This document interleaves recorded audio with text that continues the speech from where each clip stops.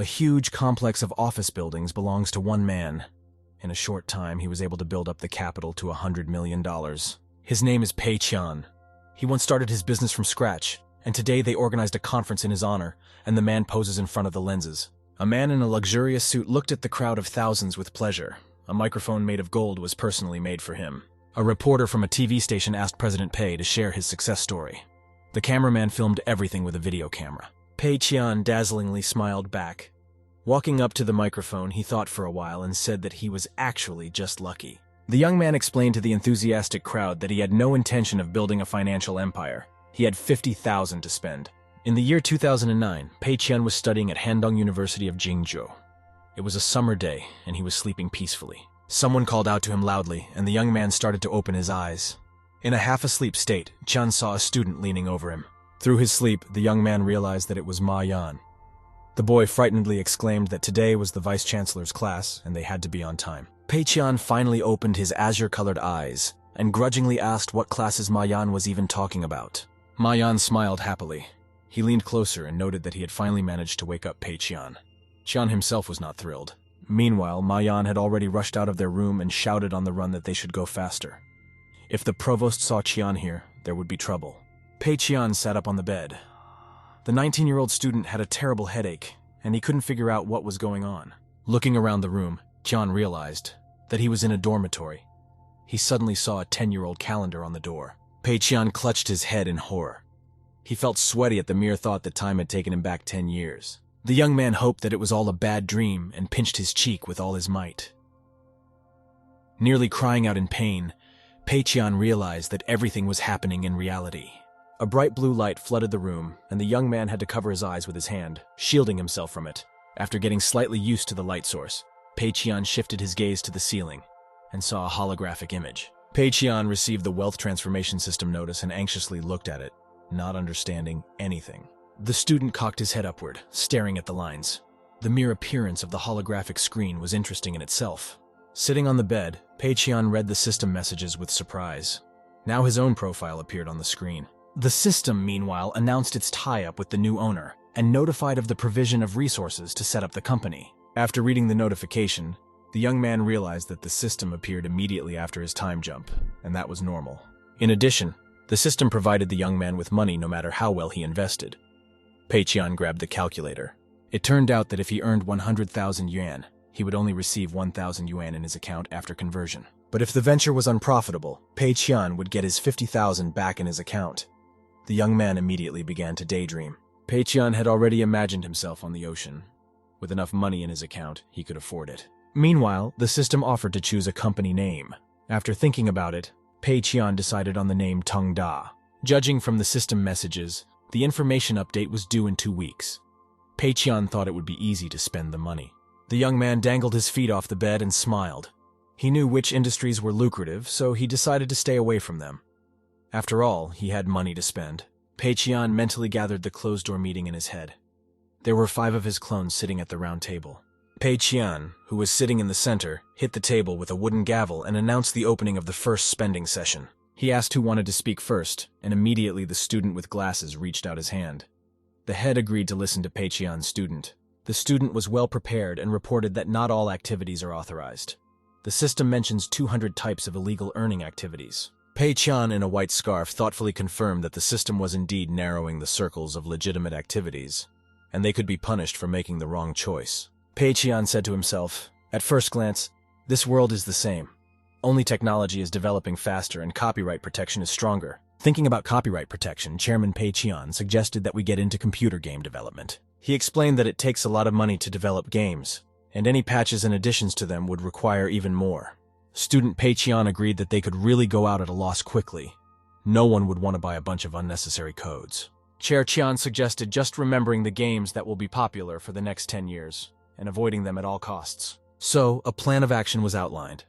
The chairman proclaimed that the first step on the road to bankruptcy was to create a game. Student Qian exclaimed that the second step would be to spend the money, followed by the transformation of system funds into a personal account. Another Pei Qian voiced the third stage of development. Throwing around the banknotes, he said that absolutely everything should be spent. All 5 clones sitting around the round table shouted in one voice that they were going to start the plan immediately. Pei Qian folded his hands and rested his chin thoughtfully. The idea of becoming a game developer appealed to him. The young man began to remember all the most famous heroes and antagonists of popular computer games, so as not to repeat their success. He smiled and told himself that it was time to become the richest man in the world. Pei Qian imagined throwing money around in a clear field. Pei Qian immediately began to study the matter and search for information resources. To prevent anyone from disturbing him, he closed the door. Several hours passed. The young man thought that he had never thought about how long it took to develop a game. Qian decided to take the easy way out. He bought a developer package and created a linear track with a truck in the game editor. The young man smiled to himself. Everything was going according to plan. If he continued to spend money on creating an unnecessary game, he would be at a disadvantage. The driving simulator alone cost the young man 20,000 yuan, and it was necessary to spend on the exterior and interior of the car. Besides, a suitable background had to be created. Therefore, another 23,000 for the road among the desert sands went into the abyss. There wasn't much money left, and Qian decided to purchase a radio station and a simple level system with the rest of the amount. Looking carefully at his kit, Pei Qian thought that it looked too simple and no one would buy it in this form. Pei Qian sat at the monitor and thought intensely. Suddenly, a brilliant idea came into his head. To advance to the next level, the player must play the previous level for a minimum of 8 hours. In addition, turns must be included in the track. 2 hours later, the game code was recompiled, and Pei Qian decided it was time to try out the game in practice. Rubbing his hands together, he rolled up his sleeves and plugged in the wireless gamepad. He was curious to see the masterpiece himself. An endless road in the desert appeared on the screen. A simple interface with a view of the cabin from inside was implemented in the car simulator. At first, it was interesting, but after a couple of minutes, the young man realized that only the background was changing, and the road and the car remained in place. Pei Qian couldn't stand it for half an hour. He grudgingly frowned and exclaimed that he couldn't believe that he had created this nonsense himself. After introducing the other players in his seat, the young man said it was not a driving simulator, but sheer torture. Pei Qian contemptuously threw the gamepad onto the keyboard and told himself that he would be cursed for this game. He wouldn't be able to capitalize on it. The young man finally relaxed and put his foot on his knee. It was clear to a fool that with such a disgusting game he would only lose money. It was late evening. The windows in the dormitory of Handong University began to light up one by one. Students' belongings were drying on one of the balconies, and enthusiastic cheers could be heard from behind the closed door. The 4 freshmen were passionately playing an online game. Yasuo gave a startled warning of the Baron's approach. Ma Yan ate right during the game and told Qian that he didn't understand the young man at all because of his systematic skipping of couples. Pei Qian fiercely clacked the keys and asked the young man to eat faster. He was the reason why they were constantly losing team fights. At that moment on the screens, events were developing rapidly. One of their heroes had been killed, and they had to play it safe. Even though the guys had numerical superiority, the ninja-looking opponent still managed to overpower all 3 of them and caused a grudge match. On all 4 screens, the game picture changed to a bright red background with explosion effects, indicating their defeat. Pei Qian's personal record was 11 enemies killed. At the same time, he was only killed twice, and yet the team still lost. Ma Yan calmly continued eating and said that Qian was not playing well, but he himself could only defeat 2 enemies, and he died twice as well. Pei Qian couldn't stand it and wailed that Ma Yan had been saving up personal points on the sidelines the entire game, and was now blaming him for losing. Ma Yan was an average student. He wanted to be on top of everything, so he was mediocre at everything. It's the same with games. Having had enough, Ma Yan shouted that he wanted to play again. 2 students supported his proposal. Pei Qian got up from the table and said, yawning as he walked, he was very sleepy. Besides, he had to get up very early tomorrow. The young man was in fact so tired that he fell backwards onto the bed and immediately closed his eyes, hoping to get a decent night's rest. But the intrusive thoughts did not let up, and Pei Qian immediately opened his eyes. He had already seen his 50,000, which he would receive in 2 weeks. It was all in his hands now. With money, he would have what many could only dream of. He would have many girls at his service. Pei Qian will be able to buy any computer and any console, not to mention cell phones and other gadgets. In one of the apartments in D-City, streamer Chao Liang was at his computer in a shabby, dirty apartment. He was also a moderator on the website. The man was very concerned about the fact that releases of videos dedicated to new games were getting worse, and traffic to the site was dropping. Turning on the electric kettle, Chao Liang told himself that he had to accumulate the required number of hits or he wouldn't be able to pay the bills. Browsing through the games, the man discovered a new car simulator. The road curved beautifully in the desert. The abstract assured that it was a revolutionary game. Chao Liang's glasses slid down his nose in surprise. The very name Lonely Desolate Road already said that it was nothing. However, on the website, The manufacturer has clearly stated that this magnificent and revolutionary game costs only $1. In addition, the developer assured that the game will help to reflect on life. Streamer would like to see how it will be possible to do this for $1. The game's depiction of the desert was so hatchet job that it made you involuntarily wrinkle your nose in frustration. In addition, Chaolan couldn't get used to the controls. All the elements were inconveniently scattered among the different buttons, and the music was like it was taken from some horror movie. There wasn't much interest in playing. The only thing that saved the situation was that Chaolan had devoted many years to the video game industry, and it was hard to surprise him. Of particular inconvenience, the only thing was that the man had been spinning the steering wheel of the simulator for quite some time now. But nothing was changing. The man was starting to get angry that nothing was happening, so he decided to give the game another 10 minutes in hopes that things would get more interesting from here on out. Even the extra 10 minutes didn't save the situation. His hands were getting stiff and shaking. The man was sweating a little, and the same road was still on the screen. Chaolan caught himself thinking that he couldn't explain why he was still playing this horrible game. Moreover, the man did not understand the ultimate goal of the game. After all, he is constantly driving along the road, and nothing happens. Only occasionally there is a turn. Suddenly an interesting thought occurred to him. After all, everything in this simulator is just like in life, just as bleak and gloomy. Meanwhile, the electric kettle had long since boiled and the food had already cooled down. Chaolan decided to have a snack and continue later. Streamer pressed the button to stop the game and was surprised to realize that the developer simply did not provide such a function. Chaolan was simply furious. He simply couldn't believe that there was no pause and fiercely pressed several buttons in succession, but nothing helped. At the same moment, his truck on the screen lost control. He crashed at full speed into a rock and went off the road. To the man's surprise, an inscription appeared on the screen, indicating that the game was over. Chaolan couldn't believe that the whole journey had to start from the beginning. For the first time in the entire game, the man smiled. He decided after the meal to make a decent mockery of this game on his channel. 2 weeks had passed. The dormitory of Handong University lived its normal life. Some people were playing outside, some students were preparing for classes. Peiqian sadly watched Chaolan's channel live. He was tearing down his creation because he had to sit for 8 hours. Besides, any missed turn in this game was the end of the game, and everything had to start from the beginning. It was the phrase at the end of the game that stuck with the man the most. She mockingly congratulated him on the fact that Lon had spent 8 hours of his life wasted. Streamer thumped the table with all his might. He shouted that this game really helped him think about life and its possibilities. Peiqian held his head. He couldn't understand how such a horrible craft could get on a computer game channel. The young man immediately began writing a commentary on his game, explaining that he realized how bad his game was. Almost immediately, there was a sprinkling of responses to his comments. Strangely enough, a lot of people liked the game for the price. Peiqian almost cried out of helplessness.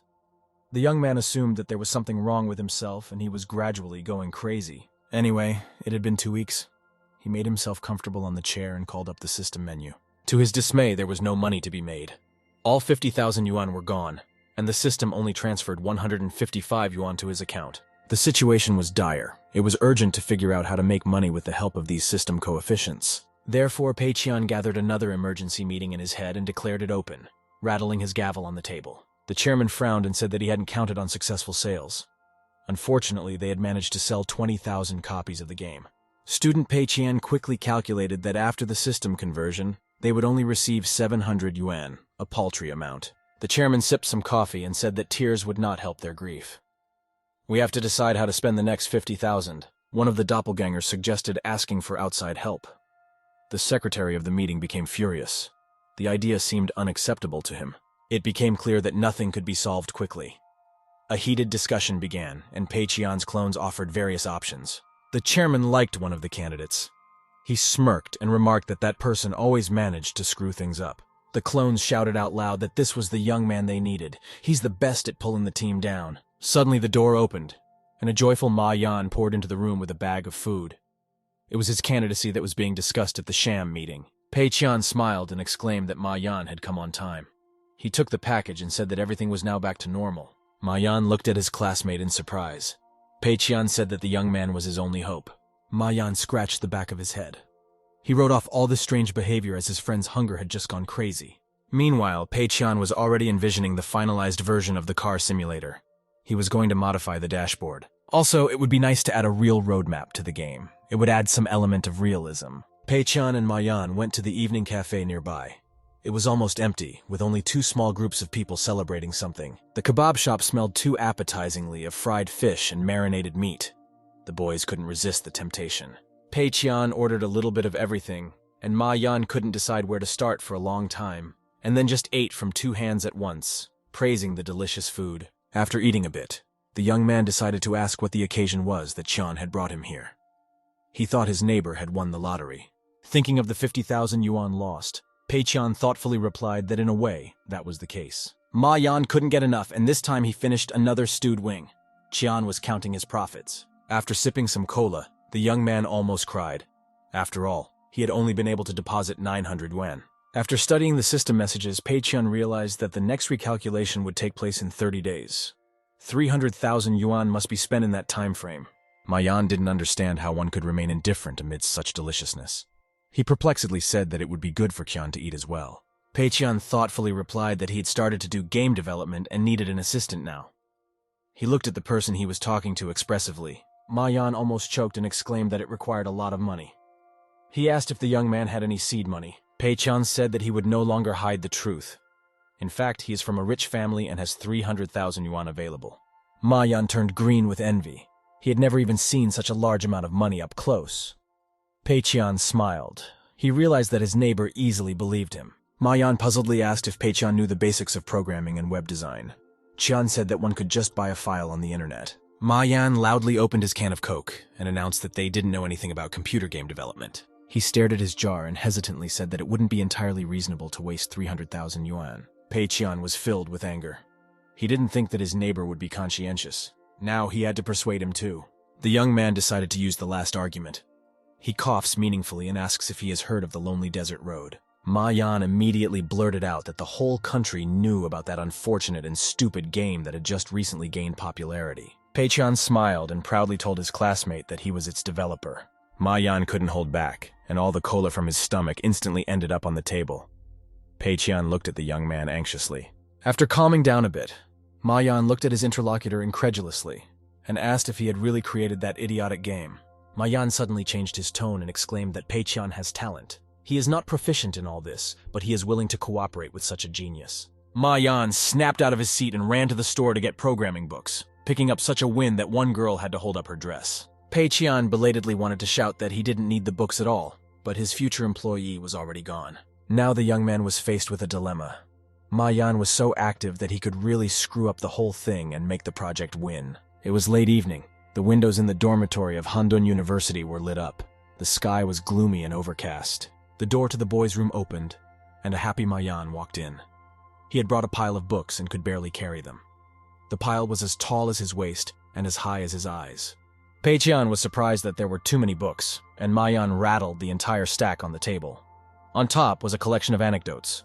Justifying himself, the young man showed 4 books of not quite computer-related topics, and explained that he took them only because of the discount. Pei Qian angrily thought that programmers were mostly suffering from pressure and stress, not baldness and neck pain. However, he didn't want to scare the young man away and winked at him, telling him that Ma Yan had brought exactly the books he needed. Taking one of the programming books for beginners, Ma Yan admitted that he knew the meaning of each word individually, but it was difficult to understand everything together. Pei Qian chuckled to himself that Ma Yan was dumb as a cork. After all, he had told the young man earlier that books wouldn't help him. Making a serious face, Pei Qian said that they needed design books first, especially since some of these books were already outdated. It was only now that Ma Yan realized his oversight. All these books had been bought at a discount, so he couldn't return them to the store. Pei Qian said that it would be good to flip through them anyway, especially since Ma Yang could file a complaint against the company if he wanted to. Ma Yan grabbed one of the programming books and said it was time to get to work and start studying the books he had bought. After a while, Pei Qian turned around in surprise when he heard snoring. Ma Yan was snoring peacefully with his self-study book over his eyes. Pei Qian jumped up from his chair and happily slapped his palms on the surface of the table. He was in a good mood. Pei Qian was grateful to the judge for such a valuable and diligent employee. This was exactly what he needed. The young man even regretted that Ma Yan was the only one of his kind. If he hired a couple more of them, he would quickly become rich. Unfortunately, these were only dreams for now, and Pei Qian stared at the monitor, thinking about how to drain the money as quickly as possible. He sat down at the table with a smug expression and put his fingers together. Anyway, there were 300,000 yuan to spend. Early in the morning, Pei Qian woke up his roommate by slapping the cards on the table. He scrutinized them carefully. Unhappily wiping his sleepy eyes with his fists, Ma Yan suggested that they would be creating a mobile card game. Pei Qian said that he has already purchased the card templates, and they will do a mobile app based on the Three Kingdoms game. Sliding down from the top tier of the bed, Ma Yan said that Three Kingdoms is a very successful game, and Pei Qian just wants to make a game in its likeness. The youngster added that there are so many developers now creating card games for mobile apps. Ma Yan searched his pockets for his cell phone.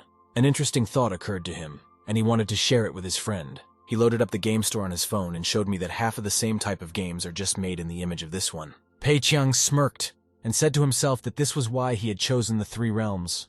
A game like this would get lost faster. Given the incredible competition among card games, his new craft had absolutely no chance of success. And this time, he's definitely going to make a loss. It was time for another clone meeting at the round table in Pei Qian's head. The chairman glanced glumly in front of him. He hit the table with a wooden mallet and asked who would start first. Student Qian's hand immediately surged upwards. The chairman smiled.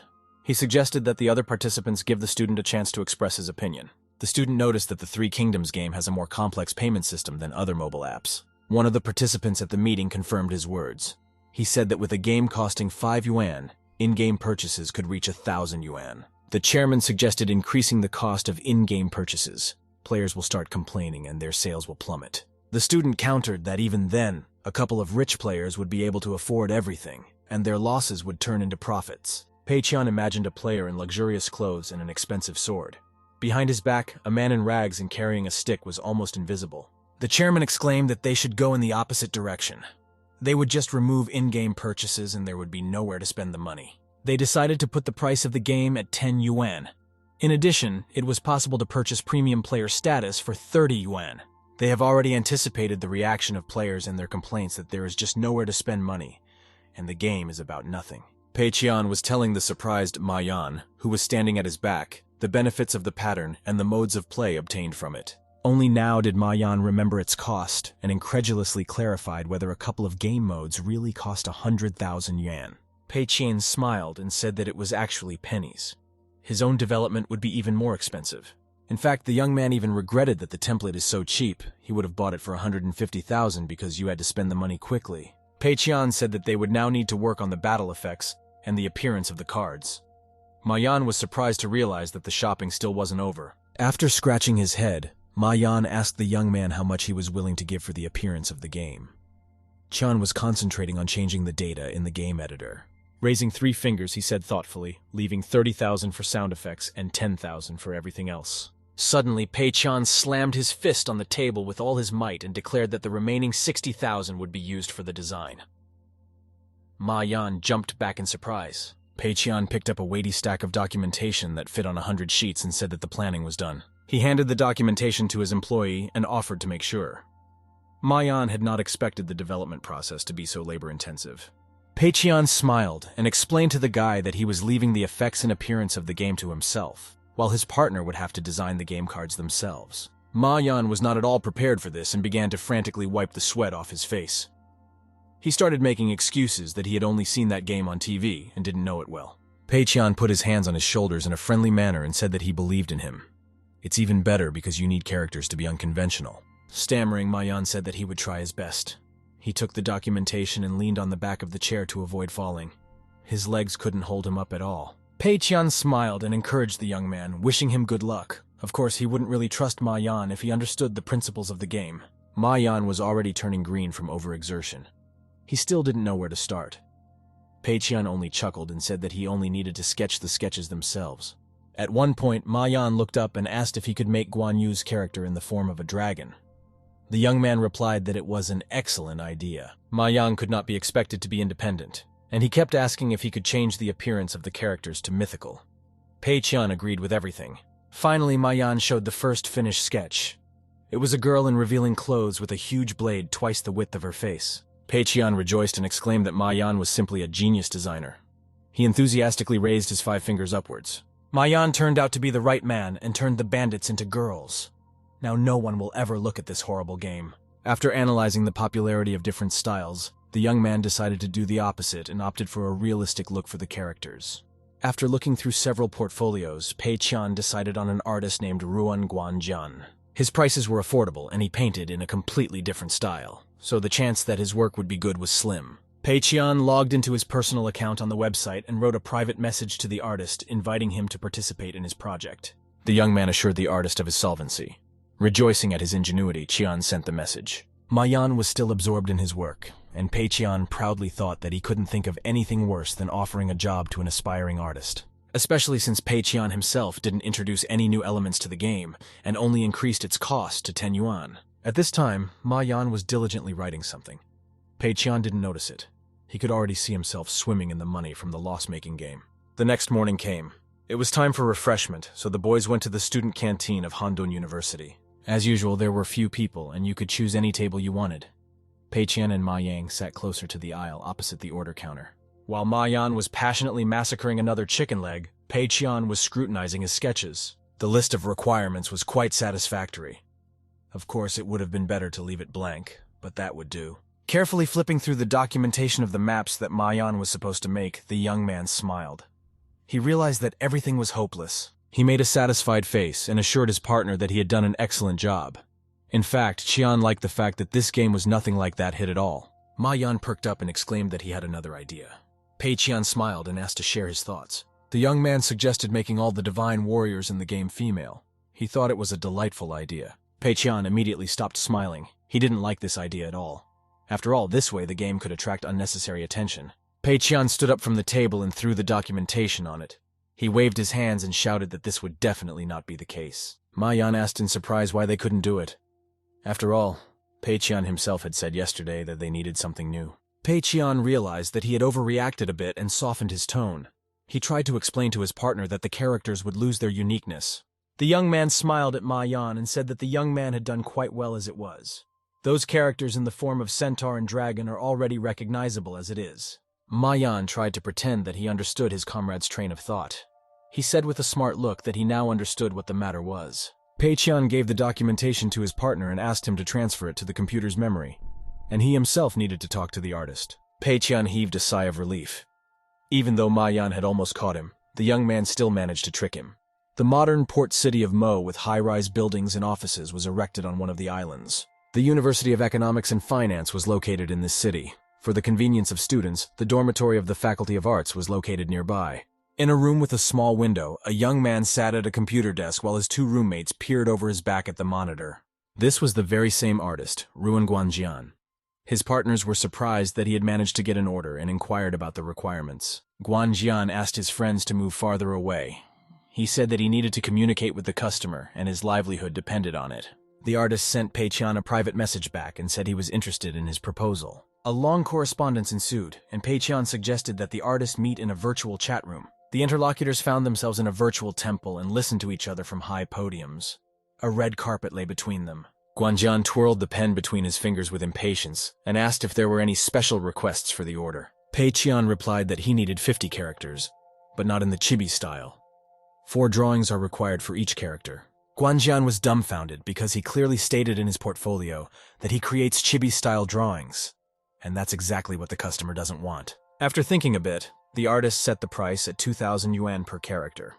He admitted that it was a bit expensive, but worth it. Pei-Chian was dissatisfied with such a price. After all, in this case, he wouldn't be able to spend all his money. He made an indignant face and shouted a protest. He was not satisfied with the price for the character drawings being too low. Guanjian didn't immediately understand what the customer wanted and tried to object that he couldn't discount the price. It was already too low. Pei-Chian revealed that the conditions would not be easy as they needed something out of the ordinary. In addition, the requirements are not quite precise. The young man slammed his palms on the table and stared at the floor for a few seconds, pretending to think intently. He showed the artist 3 fingers and exclaimed that he thought the price of 3,000 yuan was sufficient considering the extra work. It was the first time the artist had ever seen such a strange customer who would not reduce the price, but add to the cost of the work. Pei-Chian smiled and took out the documentation. He said that he had brought a list of requirements and Guanjian could familiarize himself with it. Barely glancing at the first page, the artist realized that it was even worse than he had thought. It couldn't even be called project requirements. Guanjian was indignant and said that he was not even provided with examples. And the requirements themselves are very vague, and he is not responsible for such work. Pei-Chian asked him not to worry and promised that he would accept his work in any form and not make him redo it. Guanjian was still doubtful. but he thought that the young man's words were quite convincing and offered to sign the digital contract. Pei-chan smiled and took out a piece of paper. The pen was already at the ready. The young man was only waiting for this moment. Pei-chan sprawled his signature in the middle of the white sheet and showed it to the artist with a smile. After leaving the chat room, Pei-chan figured out what still needed to be spent on. Ma-yan snored quietly, having considered his work done. Guanjian immediately called out to his neighbors Huang and Zhou.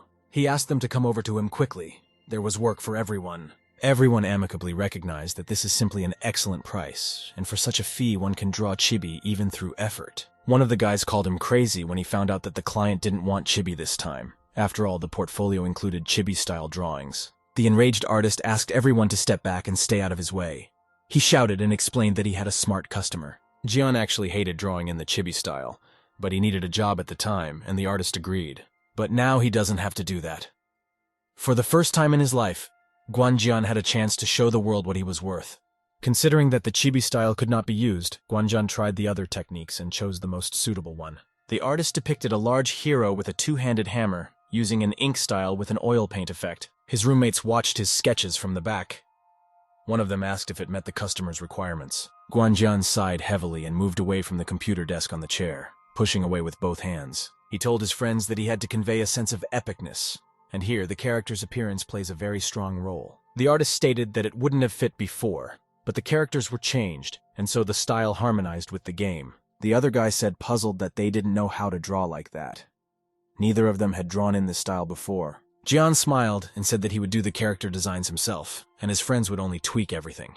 That way, they would get everything done. The artist said that they had nothing to lose anyway, and if the case goes well, they can even organize their own studio. 4 young men decided to make their order in the best possible way. Perhaps their future careers depended on it. The future artists were eager to get to work. They worked hard for 3 weeks, and one evening they put the finishing touches on their work. Finally, Guanjian carelessly tossed his pencil onto the graphics tablet and reported that they had finished their big job. Despite the black eyes from lack of sleep, the artist looked happy. He was just about to invite his friends over for dinner. To his surprise, he realized that the boys had no time for dinner. As soon as they heard the end of their work, all 3 of them had fallen asleep where they were working. Guanjian scratched his head puzzledly and promised himself that he would feed his partners a good lunch in that case. The artist was also very tired. Walking over to the computer desk, the young man yawned several times. But before resting, he had to finish his work. Guanjian went to the artist's forum and sent a message to the customer, notifying him that the work was done. It was morning. The residents of the Handan University dormitory began to wake up and go about their business. Pei-chan leisurely checked his morning mail and found a letter from the artist. He was very happy that the artist had finished the work on time. There was a 13-gigabyte archive in the mail. The young man started unpacking it and involuntarily thought that he didn't even know how good those sketches were. A system message appeared in front of the monitor. There were about 9,000 yuan left in the system account, and Pei-chan estimated that 3 of them would go to pay Ma-yan's salary. The young man tiredly propped his forehead with his fist and thought that he needed to use up all the system money in the remaining 8 days. A few minutes later, the unzipping procedure was successfully completed. The system speaker beeped a long time. Pei-chan reluctantly raised his head to the monitor. He was just about to doze off. He moved the computer mouse and opened the folder with the sketches. He hoped in his heart that Guanjian was really an aspiring artist, and the given style was not successful for him. The first picture was still okay. It was a graphic sketch of a mountainous landscape and was dull. But in the next painting, Pei-chan was surprised to note a fighting dragon. The artist managed to convey the play of light and shadow well. The young man immediately stopped wanting to sleep. He scrutinized the painting again and again. Qian frowned more and more. He almost cried out in frustration. The work had been done too well, and now a loss was out of the question. The dragon was so detailed that Pei-chan couldn't believe such a low price. For only 700 yuan, he had gotten a perfect sketch. The young man turned pale. There was nothing to fault. The pictures were drawn to the standard provided. Pei-chan was ready to tear his hair out. He was hurt to the point of tears because it was all drawn by an artist who drew in a completely different style. Time was running out, and so Pei-chan gathered a second urgent meeting in his head. The chairman stated that everything is gone. No later than 2 days from now, the game needs to be released. Otherwise, the system will summarize the results later. Student Pei-chan said thoughtfully that it's not all bad, because players might not like the new characters at all. The chairman agreed. He added that in using the old template, they had added little new, and the game should not be popular. Pei-chan in office clothes said that players have not seen the sketches and therefore have no way of knowing about the game. At the meeting, they decided to come up with some weird and silly name that doesn't remind us of major trends. It was behind these musings that Ma Yan caught his partner. He asked where Pei Qian was looking so seriously. Suddenly, the young man realized everything. As he gazed at the screen, he exclaimed that these were the sketches for their game. There was no limit to his delight. Pei Qian told him that it was all thanks to Ma Yan. The young man was very excited. He had never imagined that he had talent before. Pei Qian asked him to test the game for bugs. He said that if there was nothing wrong with the game, it could be released. Ma Yan stomped around the table for a bit, then turned to his mentor and said that he had long wanted to know what they would call their game. Pei Qian said that they wouldn't advertise very loudly. Their regular card game will be called Ghost General. The young man glanced glumly at the cover of a game called 100 Heroes. The image wasn't bad, but the game's advertisement ruined it. All 4 artists had worked fruitfully, and Guanjian invited his friends to a cafe. They had fun chatting and drinking beer. Jian asked his friends to feel free to eat the lamb chop while it was hot. They could afford anything today. One of the guys asked what the name of the project they were trying for was, and when the game was being released. Guanjian smiled and barely remembered that it was called Ghost General, and he wasn't even interested in the release date. It turned out that all 3 of them were very interested in this question, and John said in a confused manner that he would look it up on the game forum now. A minute later, the artist exclaimed that the game was out. The guy with glasses said in surprise that the work had been sent in the morning, and the game had been released the same day. All 4 students broke away from their food and started searching the web for information on the game. All of them were curious to see what it was all about. The guy in glasses criticized the description in a puff of smoke. In his opinion, the words about a regular card game do not advertise the game. Another young man found information that these were the people who created that masterpiece about the lonely desert road. The third young man said that the game cost 10 yuan and asked if anyone had bought it. John admitted that he had bought it for the sake of interest, to see the result of his labor. After eating some meat, the young man with glasses stated that he had already completed his training and would now activate the free summoning of 10 heroes. After pressing the button, 10 avatars of divine heroes appeared, and the guy said that he had gotten 2 rare cards at once. At first he thought it was just luck, but the others also bought the game and summoned free heroes. The second guy also had 2 rare cards. Guanjian figured out the controls and did the same. 2 legendary orange cards fell to him as well. The fourth guy was overjoyed at his good fortune. Unlike his friends, he received 3 unique hero cards. Jian scratched his head in a puzzled manner. He assumed that the game was in the testing stage, and the chance of getting rare items was much higher. A young man wearing glasses walked into the game store and told Jian with surprise that there was only a permanent premium account for 30 yuan. The second guy added that there are only 10 free hero summons daily. The third young man reminded that there are 8 account levels in the 3 Kingdoms game. Guanjian decided to ask the customer. He hoped that everything would still be finalized and new features would be added to the game. The young man immediately typed a private message and asked the customer if the game provides a premium system in the future. To his surprise, the answer came virtually immediately. Pei Qian was succinct. He wrote to the artist that this was the final version of the product. Guanjian asked the young man to join the virtual chat, and they took their seats on either side of the red carpet. The artist was perplexed and said that the store only had the option of buying a VIP status for 30 yuan and nothing else. Pei Qian smiled and said that this is how it should be. They are only selling a privilege card for the members of their game. Guanjian indignantly asked why they weren't going to add other items to the in-game store. The young man explained that they had a constant price strategy. In addition, they were not going to add VIP status either, but then they decided that someone would need it. The artist asked why hardly anyone downloads their game. He suggested that the guys haven't started promoting it yet. Pei Qian spread his hands in different directions and said that they wouldn't advertise it. Jian was very surprised. The young man made a sad face and explained that they had already spent 300,000 yuan on design, music, characters, and everything else. Pei Qian almost cried when he said that they just didn't physically have any money left, and the game simply wouldn't be promoted. Meanwhile, the art students were curious about Pei Qian's answer, and they peppered John with questions. The young man was silent for a while, and then stood up from the table and loudly announced that the Phantom General needed their help. All 3 of them stared at him in surprise, and Guanjian began to explain, stammering slightly, what they had managed to find out in the conversation. At the very beginning of their communication, Pei Qian looked very rich. He didn't ask for a discount on the service. On the contrary, he even offered to pay more. The young man with glasses sipped his beer and reasonably remarked that Pei Qian had already invested a lot and now he probably wanted to make some money. Guanjian introduced his client in a strict black suit. He proudly stared into the distance, completely oblivious to the world around him. Guanjian suggested that Pei Qian was too honest, and that's why he was ashamed of dirty money. The young people started a conversation that it would be a good idea to help promote the game. The problem was that they didn't have the funds. Guanjian imperiously slammed his palm on the table. No matter what, he was going to help the guy unwind. He told his partners that Pei Qian had paid them generously at one time, so they should help him in his time of need. Jian said there are many famous artists studying in his group, and he will try to persuade them to join the promotion of the game. It was late evening. The sky was overcast and seemed very gloomy because of the pink glare. In the dormitory, the friends were talking animatedly. Ma Yan said with annoyance that the game turned out pretty bad, since no one is interested in it or buying it. He added resentfully that many new games have several million downloads each, while their brainchild only has a few grand. Pei Qian put a hand on his friend's shoulder and said encouragingly that they had everything ahead of them. Many hits had gone through such a phase. Pei Qian smiled to himself.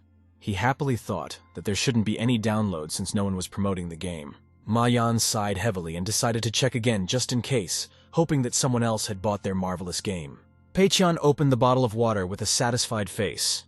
He knew that even after 3 months, no one would pay attention to this creepiness. The young man began to drink the water, thinking about the fact that he would soon receive 300,000. Suddenly, Ma Yan called out to him in a concerned voice. The young man's eyes were beaming with delight. He exclaimed that the number of downloads had increased, and many users were giving the game a maximum rating. Pei Qian choked, and immediately spat out what he had drunk. He couldn't believe that it was true because he had thought of everything. All his excitement immediately disappeared. Pei Qian asked if Ma Yan had accidentally made a joke. There was simply nowhere for the downloads to come from. The game became popular very quickly. After a few days, more than 1,000 players left a positive evaluation of the game. Judging by one player's comment, he spent over 60 hours in the game, and yet thought it was the best product in recent memory. Pei Qian couldn't believe his eyes. His game had already been bought by several thousand people, and almost all of them were giving it the maximum rating. The young man became very ill. His vision blurred and his legs began to shake. He leaned on the surface of the table to keep from falling. He somehow made it to the bed and collapsed face down, resentfully jamming his face into the pillow.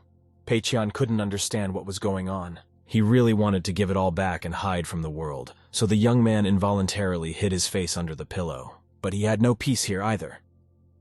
Ma Yan ran into the room and excitedly started calling for his best friend. Qian pretended not to hear. But Ma Yan continued to make noise, and Pei Qian unhappily peeked out from under the pillow and asked what was wrong. The joyful young man said that the hard times are over, and the game is becoming popular. But you should not relax. It is not good for your health. Pei Qian immediately portrayed a happy smile. In fact, the young man was just desperate. He had failed to earn money again. Turning around a bit, Pei Qian stood up and swung his legs off the bed. There was nothing he could do anyway, and they wouldn't let him sleep anyway. The young man walked to the computer table and moved his chair with determination. He couldn't believe that a failed project had become famous, so it should have been scrutinized at what point his lost plan went down the wrong path, and the game began to be bought. Suddenly, an unbidden hunch appeared in the young man's mind. He began to realize little by little what was the cause of the failure. Too many comments had less to do with the game itself than with the playable characters. A lot of people bought the game because of them. The only issue was that none of the players had seen the artwork before, so the young man decided to track down where the leak had occurred. He pounded his fist on the keyboard in frustration and searched online for reviews of his brilliant game. Nothing interesting came up. Pei Qian typed the name of his game into the search box and entered the forum where players were busily discussing game designs. A lot of game experts argued with each other over which work was done better. One of the pages revealed that first dragon sketch. Pei Qian now no longer had any doubts. He was surprised to realize that artist Guanjian was to blame for the success of the game. The enraged young man could not understand why the artist was promoting his game. After all, he had plenty of his own things to do. Pei Qian wrote a private message to Jian and clarified whether he had helped Ghost General's advancement. The artist immediately wrote back. Turns out he asked a couple of people he knew to share the recordings among his own, especially since the game isn't bad. Pei Qian gritted his teeth in anger. This Guanjian had really done him a bearish favor. The young man politely thanked the artist, and Guanjian hoped that they would continue to cooperate in the future. Another week passed unnoticed. Pei Qian stood on the balcony of the dormitory and remembered that there was a system upgrade due today. The young man looked thoughtfully into the distance and tried to guess how much money the system would calculate for him this time. Pei Qian downloaded the system messages. This time there was 500,000 yuan in the system account, and about 2,000 yuan in his personal account. The young man immediately realized that this 500,000 was derived from the sales of the game. But that only hindered him. His personal earnings were negligible. Unable to bear it, Pei Qian grimaced and cried. He was hurt to the point of tears that he couldn't even create a loss-making business. Scratching his head, Pei Qian estimated that he would earn even more next week, and the summation wouldn't be until 3 months later. With a rapidly growing income, it was worth thinking about bigger expenses. For example, you could rent an office for 400,000. Another 200,000 yuan Pei Qian had budgeted for the salaries of the future 30 employees he would hire to handle the tasks. In addition, it is necessary to buy expensive equipment, and then the price for everything will obviously reach 1 million. Pei Qian worriedly pondered over everything. Never before had he ever thought about how much labor it cost to set up a business with employees. He was distracted from his thoughts by Ma Yan and gave him a friendly clap on the shoulder. Pei Qian flinched in surprise but didn't show it. Ma Yan looked very happy. He happily said that the game was quickly becoming popular and they could eat delicacies. Pei Qian smiled.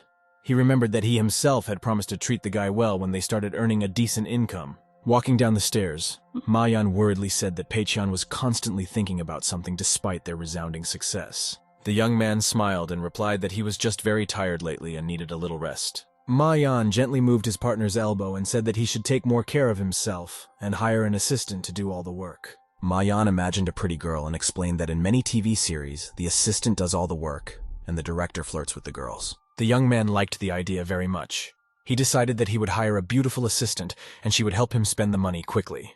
Pei Qian cheerfully told the surprised Yang that he was a genius, and he really needed an assistant who would do everything professionally. Ideally, the assistant would take care of all the work of renting an office, hiring employees, and purchasing equipment. Deciding not to waste any time, Pei Qian went in search of a female employee and came to the recruitment agency of Jinzhou City. A solid-looking man came out of the office door. He introduced himself as Lawrence and said he was the company's regional manager. The men shook hands. Pei Qian explained that he was looking for a suitable office assistant. The two made themselves comfortable, and Lawrence asked if the client had any special requests. Pei Qian said he wanted the highest-paid assistant. Lawrence brought some files from the office and spread them out on the table. A photo of a dark-haired girl was taped to the top form. Pei Qian scrutinized each form, paying special attention to the girl's appearance. Lawrence assured that these were the best candidates in the district. Agency staff recognized them as competent. In addition, they are well-spoken. They all have an impeccable demeanor. Taking the top file, the young man asked why Xin Heilu had quit her job as assistant vice president of a foreign company. Lawrence faintly sighed and assumed that Pei Qian rarely watched television news. Pei Qian didn't understand the connection between the news and the girl at all, and so he looked at manager Lawrence in surprise. It turned out that the vice president had drunkenly harassed the girl, but this time he had no luck. She fought back and beat him up. After the incident, the man was fired, and Xin Heilu's assistant herself resigned of her own accord. Pei Qian realized that this was the girl he needed. He exclaimed that he would hire her, but on one condition. Lawrence smiled and nodded to the young man. He said they could always disapprove additional requests from customers. The helper was to follow the young man's instructions and only offer her services when asked to do so. Lawrence smiled understandingly and reported that this was the professionalism expected of a chief assistant. 3 days had passed. It was Monday. On this date, Pei Qian had scheduled a move to his new office in the center of Jinzhou.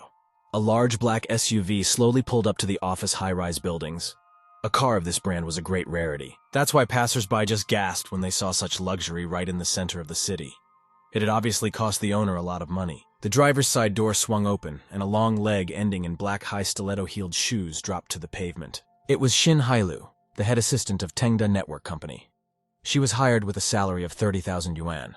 The girl with a clear step demonstrated a perfect gait with a straight back and walked around the car. Heilu walked to the passenger side door on the front seat and pulled the door handle in a memorized gesture. The girl smiled politely and bowed faintly, informing the boss that they had arrived at the location.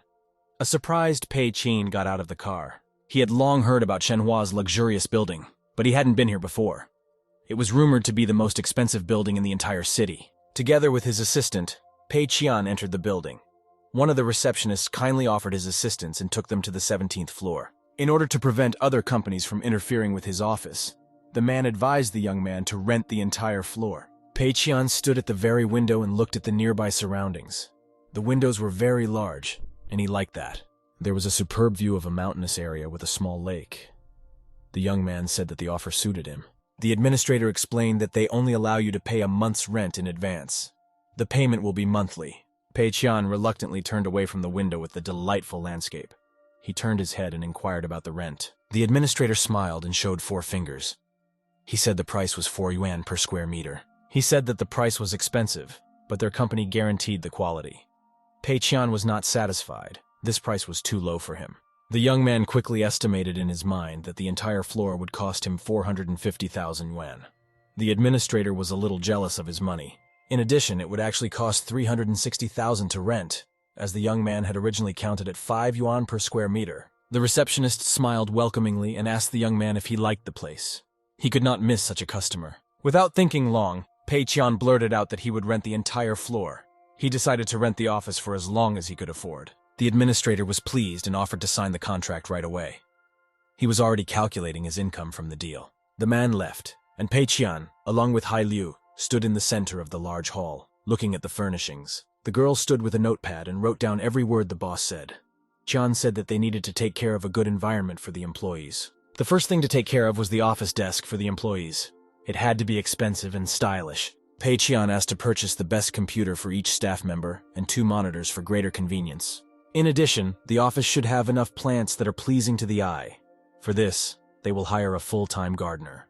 One of the rooms had a lot of free space by the windows, so Pei-chan decided to set up a small gym there. In the reception area, the director ordered a sofa and a coffee table with a set of high-quality tableware, as well as the purchase of several types of tea and coffee. Hai Liu carefully wrote down all the wishes and asked how much money the company allocated for all these purchases. Pei-chan hesitated for a moment. He knew that he definitely had 500,000 and assumed that he could spare 800,000 yuan. The young man was very satisfied.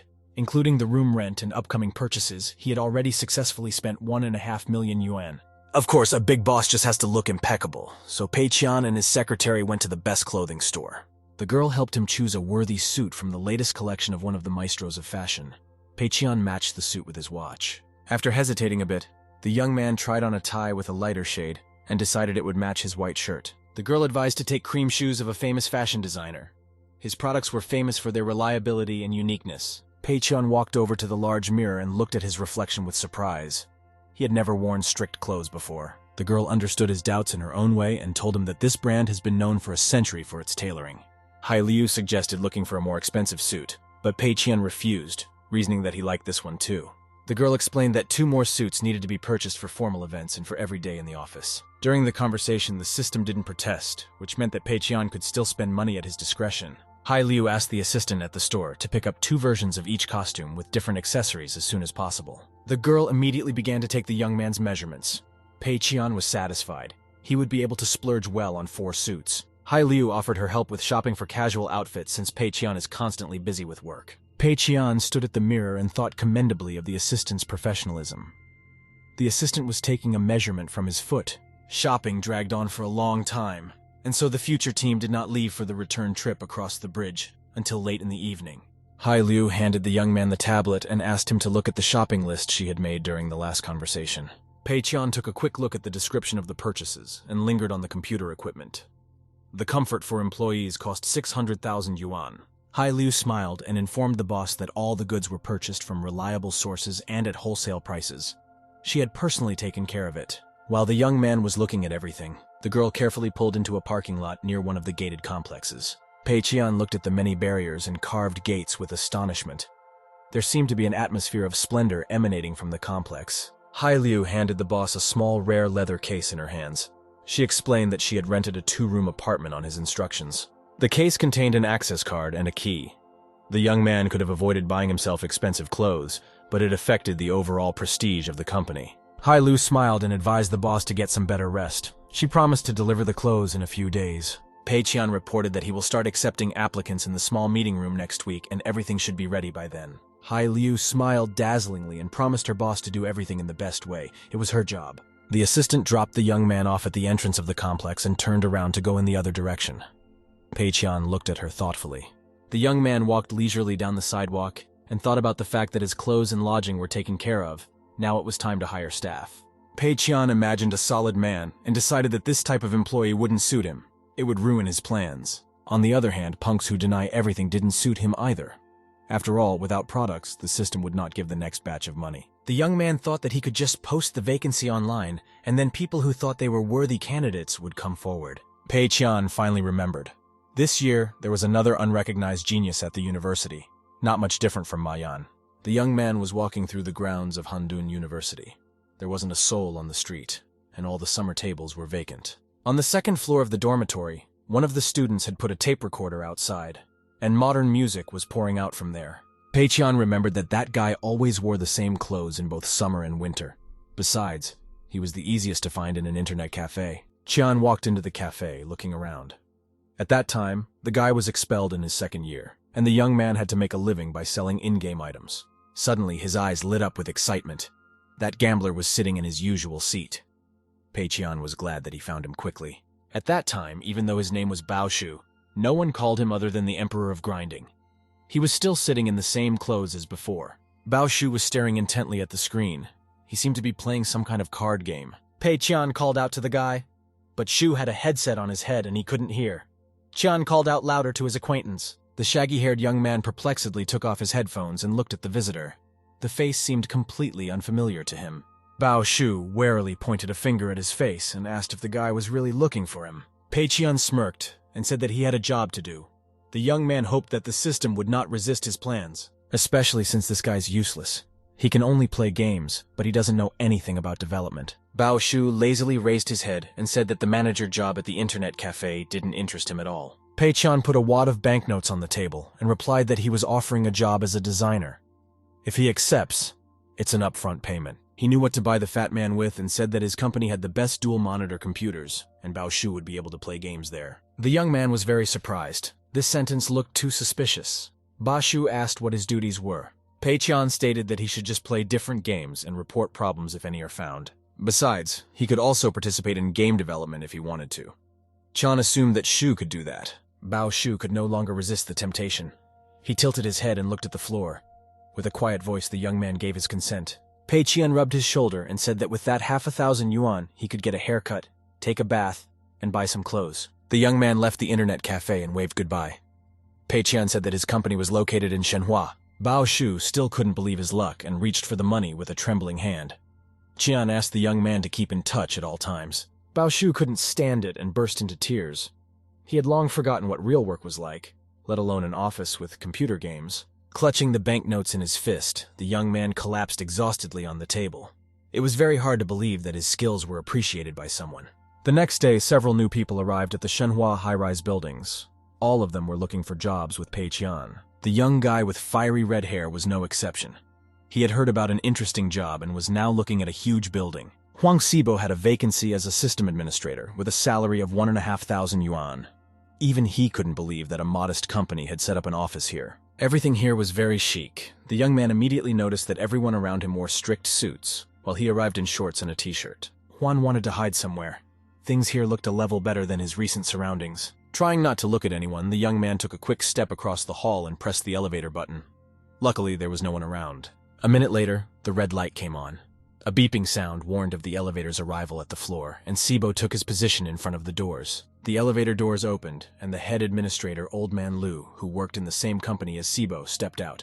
He was very surprised to see the young man. Sibo's own eyes nearly popped out of his orbits. He was sure he was the only applicant for the job. Stammering, the young man gave a pathetic smile and gave out a greeting. Old Man Liu looked at him angrily. He smirked and said that Tengda Company had very high requirements, and there was no way the young man would be taken there. Liu instructively said that Sibo's tasks were arranged ineffectively since he took the time to be interviewed. Wan Sibo turned pale. He simply didn't know what to say to such an attack, especially since the old man was really right. He didn't work hard enough. The young man stared back at his mentor in astonishment. He had never imagined that old Liu would come to interview at the same company. Stepping into the elevator, Juan Sibo programmed a trip to the 17th floor. The old man spoiled his mood a little. The young man realized that Liu didn't pass the interview, so he didn't stand much of a chance either. The worst part was that the boss would take revenge when Sibo went back. The young man was stopped in a large, spacious hallway by the girls at the reception desk. He stammered his name and said he was invited for an interview. The girls behind the counter were very pretty, and Juan Sibo involuntarily blushed. Besides, they looked like twins. One of the girls asked to wait while she announced the young man's arrival. The second girl smiled and offered to follow her. Their sympathy was mutual. The girl deliberately walked a little ahead so that the young man would not notice how much she was blushing. Juan Sibo had never been in such a large and luxurious office before. There were 2 monitors at each workstation. In addition, binders and paper fillers had been prepared in advance, and all of it was dazzlingly clean. There was a long and comfortable table for each employee, near which ergonomic chairs on casters stood. The reception girl accompanying Huang Xibo knocked softly but firmly on the door. No one answered the door. The girl asked if she could come in. Xibo kept behind the girl's back, admiring the splendor of this company. Pei Qian, the director of the company, sat against the wall in a comfortable leather chair. In front of him was a small round table with a set of dishes. Qian smiled and clarified whether the young man's name was really Huang Xibo.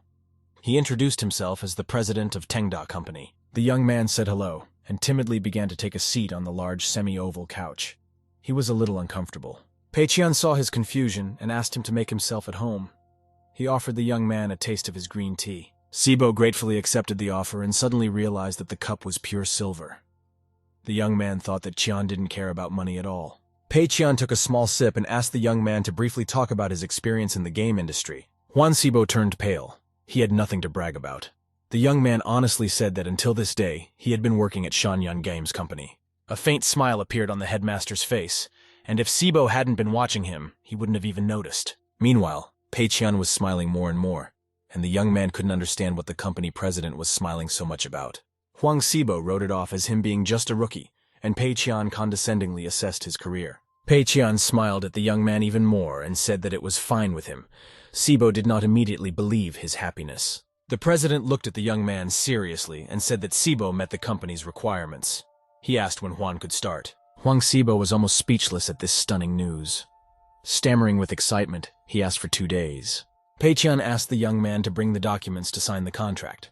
He asked Xibo about the expected salary level. The young man was not completely comfortable, as he had only worked in the game industry for half a year, but he still asked for 2,100 yuan a month. Pei Qian sighed heavily. He placed the teacup on the table and picked up a piece of paper lying on his desk. President Qian frowned and propped his forehead with his hand. Huang Xibo was startled to think that he had asked too much for his level. Clenching his teeth, the young man called on all the gods of the world to make sure that his paycheck would not be less than what he used to receive. Meanwhile, President Qian said thoughtfully that renting a room in Jinzhou would cost 100 yuan, and the cost of food came to 800. In addition, he included the cost of clothing and utility bills and threw another 500 yuan on top. Knowing the needs of the young men, the president did not forget about their girls and budgeted an extra 300 yuan per month. While Huang Xibo listened in amazement to his future boss, he added more travel reimbursement and savings in the bank. With all of the above in mind, President Qian found it reasonable to offer the employee a salary of at least 3,500 yuan. He had noticed that his company paid an order of magnitude higher than the other places. Huang Xibo could not believe that he had been promised so much. Showing 4 fingers, President Qian said that he intended to offer the future employee a salary of 4,000 yuan. Huang Xibo listened to him stunned. The sudden happiness almost made him faint. He wondered how other rich people behaved. He barely managed to pull himself together. Trying to look casual, Xibo replied, stammering a little, that he liked the offer. The president exclaimed that in that case, he was glad to welcome the young man into the company of the Tengda, and shook Xibo's hand firmly. Shoving his hands in his pockets, the young man walked out of his boss's office, trying to look casual. In fact, his legs were shaking. The automatic sashes of the doors of the presidential office closed noisily behind the dazed visitor. No one could see Qian's happy face. He had just talked to several candidates and had to choose the most unsuitable ones. Pei Qian took out a pen and quickly began to make notes on the employee candidate forms. Naturally, he didn't need Old Man Lu with good experience. He could undo all the well-prepared work. But the young and green Huang Xibo was just the kind of employee who didn't know much about anything, so Qian hired him. Pei Qian stretched his arms and neck a little and stretched. He thought that it was a good start, and at this pace, he would be able to release the next project in time. Another week passed. The same beautiful twins sat at the reception desk and smiled dazzlingly at all visitors. Ma Yan decided to visit his mentor and walked into the office. All the seats were already occupied and the staff were hard at work. When Ma Yan passed by some girl, she was just shouting angrily to someone that she would kill him for an action committed in the game. Another young man shouted to his neighbor that he was playing well and asked him to add him as a friend. Bao Shu gave him his game ID. Surprised by this kind of scope, Ma Yan cautiously opened the door of the president's office and alerted the director that he was coming in. Pei Chai was comfortably sprawled on the sofa with his phone in his hands. He greeted the young man cheerfully and offered him some tea. Ma Yan did not refuse the excellent tea. He noticed that his office was highly productive and almost all the seats were occupied. Pei Qian said his hiring of job candidates was going well and handed his friend a stack of questionnaires with resumes of his employees. Looking at the top form, Mayan first thought that it was pure chance and the employee had other needed skills. But in the next dossier, the situation was repeated. This employee also had no experience in the game industry and was self-taught. Mayan couldn't believe his eyes and went through all the forms one by one. Only now was he able to appreciate the horror of the situation. He puzzledly asked the director why he wanted people with absolutely no experience in a prestigious company. It seemed routine for the young man to increase the budget and find decent people, including the head designer. After hesitating for a moment, Pei-chan replied that there were already applicants for the head designer position, but he had turned them all down. Mayan was greatly surprised. He sat in the chair and glared at the company president, so Pei-chan stood up and turned aside. The director explained that all the candidates had the same serious flaw. They had the wrong way of thinking and lacked creativity. In addition, each of the candidates demanded exorbitant salaries with little skill and ability. Now Mayan understood. Such people are really ballast in their company, making absolutely no effort to develop it. But still, the most important criterion Pei-chan considered was completely different. Those people had completely cooled down to gambling. Mayan understood that any company should have a chief designer, and was surprised to ask who would be in charge of the project. President Pei-chan plopped down on the sofa, tiredly closed his eyes and sighed heavily. Mayan looked at his friend worriedly. Pei-chan raised his head, smiled with a full mouth, and exclaimed that the project would be managed personally. There was no one else. Mayan excitedly remarked that the president already had a lot of things to do, and he definitely needed the head designer to help out a bit. Pei-chan revealed that there is already an assistant. A guy named Huang Sibo is doing a great job. Of course, he wasn't going to hire a head designer who would spot the company's flaws at a glance. Mayan took Sibo's questionnaire and incredulously wondered if he could handle it after 6 months as a system administrator. Pei-chan replied that it was completely unimportant. Right now, one should only pay attention to how Huang Sibo was doing here. The president said that Sibo created 80% of the data using a cloud editor, and he could be considered a designer. Mayan decided to reconsider his attitude towards the guy, and exclaimed that he should be paid the salary of a chief designer, not 4,000 yuan. Pei-chan thoughtfully said that he had already thought about it, but decided to take his time and look at the guy. Adding the salary could be added later. The president exclaimed that other employees also have special talents. He cited Bao Shu as an example. In the world of fantasy gaming, he is a guru. The young man has 6 fully pumped accounts with all classes and races. Mayan enthusiastically agreed that this person was indispensable to their team as well, and asked when they would start working on the project. Pei-chan said that they had already lost some time, so they would start full-scale work right tomorrow. Pei-chan walked out of the office and looked around at all the employees, then loudly asked everyone to stop working. He had an important announcement to make. Director Chan stood outside the door to his office and smiled dazzlingly. His voice couldn't be mistaken for any other. All the employees were happy to see the president of the company. The girl who threatened to kill her partner for acting in the game smiled at the director. The other players also stared at the boss in amazement. The twins started whispering among themselves that the president himself had come out to see them. President Pei-chan made sure that everyone had gotten off the case and was looking at him. The director coughed meaningfully into his fist. He said the team has had ample time to prepare for the work, and so work on the project begins tomorrow. All the staff members applauded. Juan Sibo tried the hardest. He was willing to stay up nights, but he was willing to work hard. The young man imagined himself as a masochist, because he now had to work hard from 9 in the morning to 9 in the evening, 6 days a week. Nevertheless, Sibo believed that it was possible to work in such a regime, given the level of labor comfort and high wages. The president raised his hand high up and exclaimed that that was all for today. Since they had a lot of work to do, everyone could go home. Juan Sibo looked at his boss perplexed. It wasn't that he was completely against it. It was just a little unusual. Pei-chan decided that it was okay to go home early on Friday. And then there would be 2 days off, and that was pretty good. Leaving his workplace, the young man looked at his watch and was surprised to notice that it was only 3 o'clock in the afternoon, and they were already on their way home. The weekend went by pretty quickly. Monday evening came. Pei-chan had been in his luxurious apartment the whole time. He was lying on the corner sofa with his legs comfortably curled up and enjoying a good night's rest. There would be a lot of work to do tomorrow. Holding a chilled can of Coke in his hands, Pei-chan still couldn't decide which game to publish to definitely go broke. Pei-chan called another meeting in his head. Striking the table with a wooden gavel, the chairman announced its opening. The chairman put his palm to his cheek and asked glumly who wished to speak.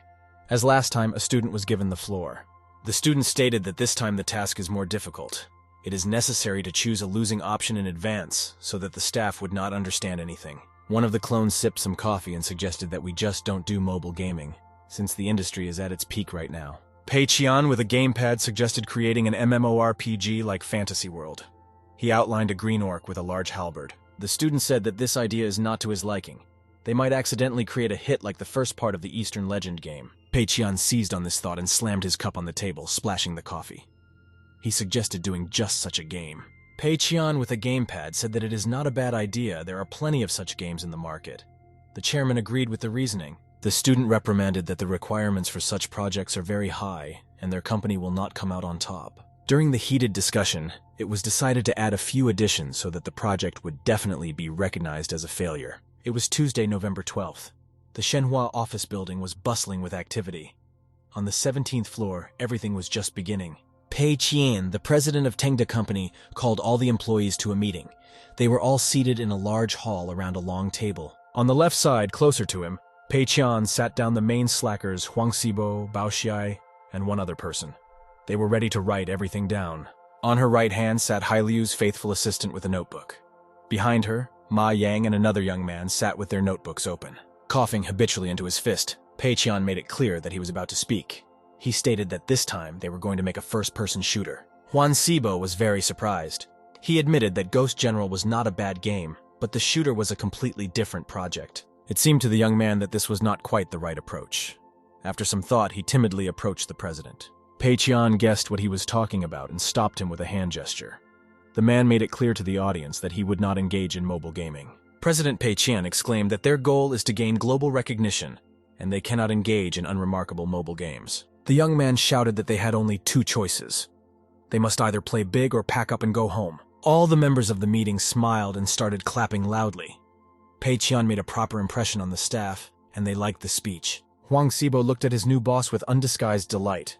He now saw that Pei Qian was a level above his former director. Pei Qian thought for a while and smiled slyly. He said that Huang Xibo and Bao Shu would manage the project. Xibo was to take over as the head administrator, and Bao Shu was to handle the design. Xibo almost lost his head. All of a sudden, he went from being a system administrator to being a chief administrator, which took about 6 years. Pei Qian raised his hand up and showed 3 fingers for everyone to see. He said that he only had 3 requirements for the future game. First of all, there has to be a story. You don't need to emphasize team battles. The game should have depth and substance. Secondly, you need to take into consideration the feelings of new players. This shooter should be easy to operate. The designers of the project couldn't imagine how to do that, and Qian also wanted to add epic weapons to the game. Pei Qian dazzlingly smiled at the staff and asked if anyone had any questions. It seemed like he was willing to cooperate. But as soon as Huang raised his hand and started a question, Qian casually turned the other way, as if by accident, and said loudly that no one had any questions. The employees clapped loudly at company president Tengda, and a silent guess lingered in everyone's mind that he didn't even want to listen. Pei Qian got up from the table and stated that he was giving the designers a week to get all the sketches done. Bao Shu was in charge of the creative part and the main directions of the game. The young man immediately wrote everything down without missing a word. Huang Xibo was responsible for finalizing the project and assigning tasks to the other employees. Xibo immediately made the necessary notes. Turning to Mayan, the president ordered the young man to learn from the others' work and help them if possible. Pei Qian waved goodbye to the staff and asked them to contact him in case of difficulties, especially financial difficulties. Pei Qian himself thought that his project must be a failure. It was already enough that the weapon cost almost 1,000 yuan. Besides, there has been a more successful team-based shooter for a long time, and it makes the player feel like a fish in water. Pei Qian opened the doors to his office, perfectly aware that there was simply no future for such a game. There was a lot of money to be spent on creating a story. He imagined his designers consulting amongst themselves, and thought that no one on the team had experience making shooters. So it will be very strange if such a game reaches the testing stage and is released. Slamming the double doors to the office behind him, Pei Qian allowed himself to relax. He was sure that he wouldn't be able to make any money. An ominous moon loomed over the city. It was late at night, but the lights were still on the 17th floor of the office. Huang Xibo worked without sparing his health. He even ate on the go. There was a bag of cookies and a large glass with a drink by the keyboard. The young man decided to work on his conscience and was ready to work overtime, despite the boss's prohibition to lower the wages of those who work longer than necessary. Bao Shu came over with some sketches and informed the young man that his sketches were almost complete. There were some obscure diagrams mixed in with the text on the sheet, and Huang Xibo was surprised. Shu had done a good job. Xibo stood up from the table and pulled his chair back, rolling it closer to Bao Shu. Huang Xibo asked Bao Shu to sit down for a while as he had a serious conversation. Shu was very surprised but sat down on the chair. Bao Shu started to speak first. He had his own thoughts on foreign games looking an order of magnitude better. Juan Sibo listened attentively to his partner and nodded satisfied. It turned out that they were thinking in the same direction. Bao Shu was absolutely certain that Pei Qian was just testing them, and suggested that they focus on the small budget as much as possible. In shooters, the main character model is not needed at all. Their all life is through the scope. If they make a shooter about zombies, they can create different kinds of enemies using the same model. Juan Sibo was beginning to see where his partner was going with this. It was a great budget saver, but they still needed secondary characters. It turned out that Bao Shu had taken care of that too. According to him, it was enough to introduce only one girl, whom he made mute. It sounded like thunder. Sibo didn't understand why a minor character had to be mute. Bao Shu explained that in that case, she would not need to be voiced. Her facial expressions and actions would easily complement the overall plot. His plan is for the girl to support the protagonist while all the other players are killing zombies and mercenaries. In addition, you can insert many puzzles that only this dumb girl can handle. Huang Sibo was impressed by the magnificent plot and recognized that Shu had come up with a good idea. The story was set in a fortress in the middle of the sea. After the corporation's experiment with a virus, the protagonist must reach the top floor of the fortress for the escape to succeed. Therefore, a lot of textures will not have to be drawn. All locations will be reduced only to the rooms of the fortress and corridors. In some places, the walls and floor will be covered with poisonous traces of the virus, and the hero will have to move quickly and carefully. You will also come across partially or completely destroyed rooms and laboratories along the way. There may be danger in them. The main idea was to use only one location. With a little bit of texture remodeling, you could get a different room. Juan Sibo's fingers ran quickly over the keyboard. He was modeling a future project, listening attentively to his interlocutor. Bao Shu said that virtually all the cutscenes could be filmed in one location and save a lot of money. Sibo liked that very much. The guys quickly found common ground and developed a plot about a girl kidnapped by corporations because she is immune. In addition, the girl will grow weaker as she helps the player, and so the protagonist himself needs to grow stronger. Huang Sibo was impressed with the talent and said Bao managed to make a super story with a limited budget. The young man objected that there was nothing unusual here. He was only following the instructions of the president of the company. Huang Sibo smiled and noticed that Bao Shu was very humble. After all, the principal had 3 requirements, and Bao managed to fulfill them all. He remembered the firm and purposeful figure of the president, and decided that the direction for a small budget had been set from the beginning. Sibo asked what Bao thought to do about the rest of the requirements. The young man replied that it was easily eliminated in the sensitivity settings of the gaming devices. As for the weapons, it was simply the result of the boss's high ambition. Huan Chibo asked for a more detailed explanation. Bao Shu revealed that the epic weapon cost 888 yuan. This means that there will be other weapons in the game that are simpler. Thus, Pei Qian hints that the weapons will have different levels and characteristics, but he will only sell the epic ones. Huan Sibo got the idea. They need to come up with different ways to get weapons and maximize playing time by doing so. The guys had a late-night discussion about the game's strategy, and left the office after midnight, remembering to turn off the lights. Huan Sibo even worked on the project at home, wanting not to disappoint his boss.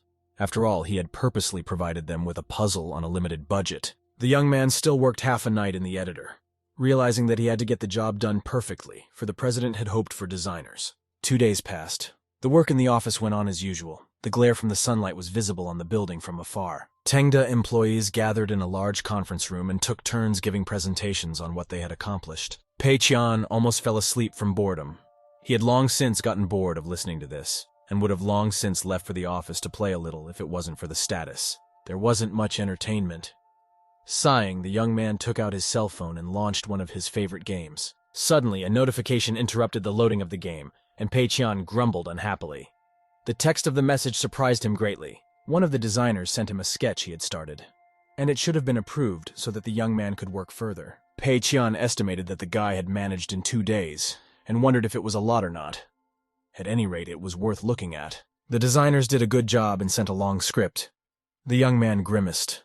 It wasn't easy to read from his phone. The director was interested in whether his game designers had been able to cope with the requirements put forward. It turned out that the guys had thought of everything. The plot was pretty good at first glance, and it took about 3 hours to get through it. The designers didn't forget about lowering the difficulty level. This was adjusted quite simply according to the player's wishes. His favorite thing with epic elite weapons was also present. At their own risk, the guys added their weapon mining system as well. Pei Qian smiled. Everything was going according to plan, according to his requirements. It seemed like this was going to be the one failed project. The young man immediately typed back. He recognized that the designers had done a good job and the direction was right. Despite the company president's ban on working late, employees were not even going to leave the office that day. Bao Shu was passionately testing the story fragment he and his partner had created together by plugging in a game controller. He was quite satisfied with the result. There had been no malfunctions for several hours, and Bao Shu typed a message for his colleague. Bao Shu wrote that he made a walkthrough video of the story and is interested in whether the game fits their standards. After receiving the file, Juan Sibo immediately put the headset on his head, tweaked it a bit, and started the snippet. Ma Yan coincidentally happened to be nearby, and he peered at the young man's monitor with astonishment. After all, it's long past office hours and the team is still sitting in the office running benchmark tests once again. Another day had come. No one gave the appearance of being tired at work. Employees were rushing to meet deadlines, and the whole floor was working late again. Pei Qian, the president of the company, was bored in his luxurious apartment. He had absolutely nothing to do. Even the wealth transformation system didn't make him happy. The system account only increased, and the personal account had 1,000+ yuan. Pei Qian sighed and leaned back in his chair. The state of the account was worse than ever. He had never thought that money was hard to spend. Suddenly, someone knocked on the door. The young man immediately perked up and shouted that it was unlocked. He was glad to have any guests now. An excited Ma Yang ran into the room. He exclaimed that the designers, along with their colleagues, were secretly working overtime on the work computers. Pei Qian immediately jumped up from his seat and asked in surprise. He didn't want to believe that his subordinates had disobeyed orders and were working at night. Pei Qian asked his interlocutor what exactly Huang Shibo was doing. He wondered whether the young man was engaged in the project outside of work hours. Unfortunately, Ma Yan was completely ignorant of the development, so he hesitantly replied that Sibo was playing games, most likely. Pei Qian exhaled with relief. Playing games at work was just a minor thing. He was more concerned with screwing up the project. Ma Yan sat down on the guest sofa while Director Qian walked in circles around his office, pondering the staff's act. He approached his friend and asked if Ma Yang was sure that Huang Sibo was playing games on the work computer after hours. Ma Yan exclaimed that this was the reason why he had come, because the designer was wasting the company's resources, so he should be punished. Pei Qian immediately waved his hands and said that there was no need to punish those guys. He thought to himself that they could do anything as long as they didn't work. Pei Qian recalled that they work in a gaming company, and the employees play with each other, sharing invaluable experience. Ma Yan scratched his head thoughtfully. This explained a lot of things. He asked the director if the surveillance should be continued. Pei Qian didn't answer as if he didn't hear the question. Ma Yan turned his head and was surprised to see that Pei Qian had already turned away. The president walked hurriedly through his office, leaving his employee on the couch completely unanswered. Pei Qian walked over to the table and slapped his palms on its surface with all his might. Ma Yan flinched in surprise. The president shouted that they couldn't leave their colleagues alone. Tengda Company puts the welfare of employees first. Pei Qian said their state pays extra to everyone who works overtime, and their company will do the same. The president explained that he would pay time and a half extra for overtime and double the rate for working on weekends. Without wasting any time, Pei Qian immediately printed out a list of all his employees, intentionally leaving a blank field between the names. He approached his companion with the printouts and told Ma Yan that he now had a very important assignment. Daily overtime must be recorded, and Pei Qian will then pay them all extra hourly. A shocked Ma Yan walked out of the room, pondering over his boss's words. Pei Qian stared thoughtfully at the laptop screen. As soon as the office door closed, he smiled and praised himself for the idea. Now the money would be spent even faster. Another working day was coming to an end. Having put their keyboards into the desk, the employees laid out their unpretentious dinner and had a little snack. Juan Chibo was not interested in that. He was working with full dedication and wanted to get the project to the finish line as soon as possible. When he had finished his work, the young man sighed with relief. He could have a snack later, but first he had to approve the expenses. Juan Sibo walked quickly through the office and found himself at the president's office. He knocked and announced his arrival. The young man brought an inventory of the products needed to develop their game, and hesitantly asked the boss to look at the estimate. Pei Qian pretended to be busy working and took the list from the guy. He asked Huang Sibo to sit down and wait for a while. The young man's hands were trembling. He reassured himself that everything should be fine. He had saved his budget and chosen the best product for the price and quality. Pei Qian scrutinized the price list for purchasing models for the game. He was surprised that the designers had invested 670,000. The president returned the estimate with purchases to Juan Shibo and said that the budget needed to be doubled or their game would not be ranked. The young man looked at his boss in amazement. Of course, he agreed that the budget was small, but he had meant well and had saved the company money. Juan Sibo agreed to his superior's demands and promised to make things right. In the meantime, he asked a question about the name of the game. It turned out that Bao Shu had named his creation Ocean Fortress. Sibo thought it was a little strange, so he asked his boss to come up with a name. President Qian propped his chin up with his fist and thought for a moment. The name of the game was suspiciously familiar. He had heard it somewhere before. Suddenly, he remembered everything. It was the exact name of one of the movies that had failed at the box office. It had been in his past life. A good idea had formed in his mind. Pei Qian pounded his fist on the table with all his might. His eyes gleamed with excitement. Pei Qian exclaimed that the name Ocean Fortress actually sounded pretty good, and the name could be left. Juan Sibo was simply dumbfounded by this statement. Nevertheless, it was the boss's wish, and the young man said he would go to rule the budget. Pei Qian was happy with the situation. None of his staff could have known that the movie with that title had only made a third of its budget. The young man pictured the mercenary with the girl on the rocky shore, and thought that he could lose a couple million yuan on the failure of the game. 2 more weeks passed.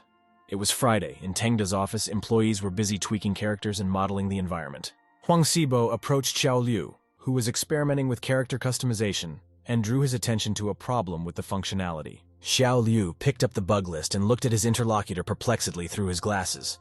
He promised to fix it right away. Sibo put his hand on Liu's shoulder in a friendly manner and advised him to consult Bao about the sensitivity settings. He was an expert in that. Juan Sibo looked thoughtfully at the estimate for models and effects.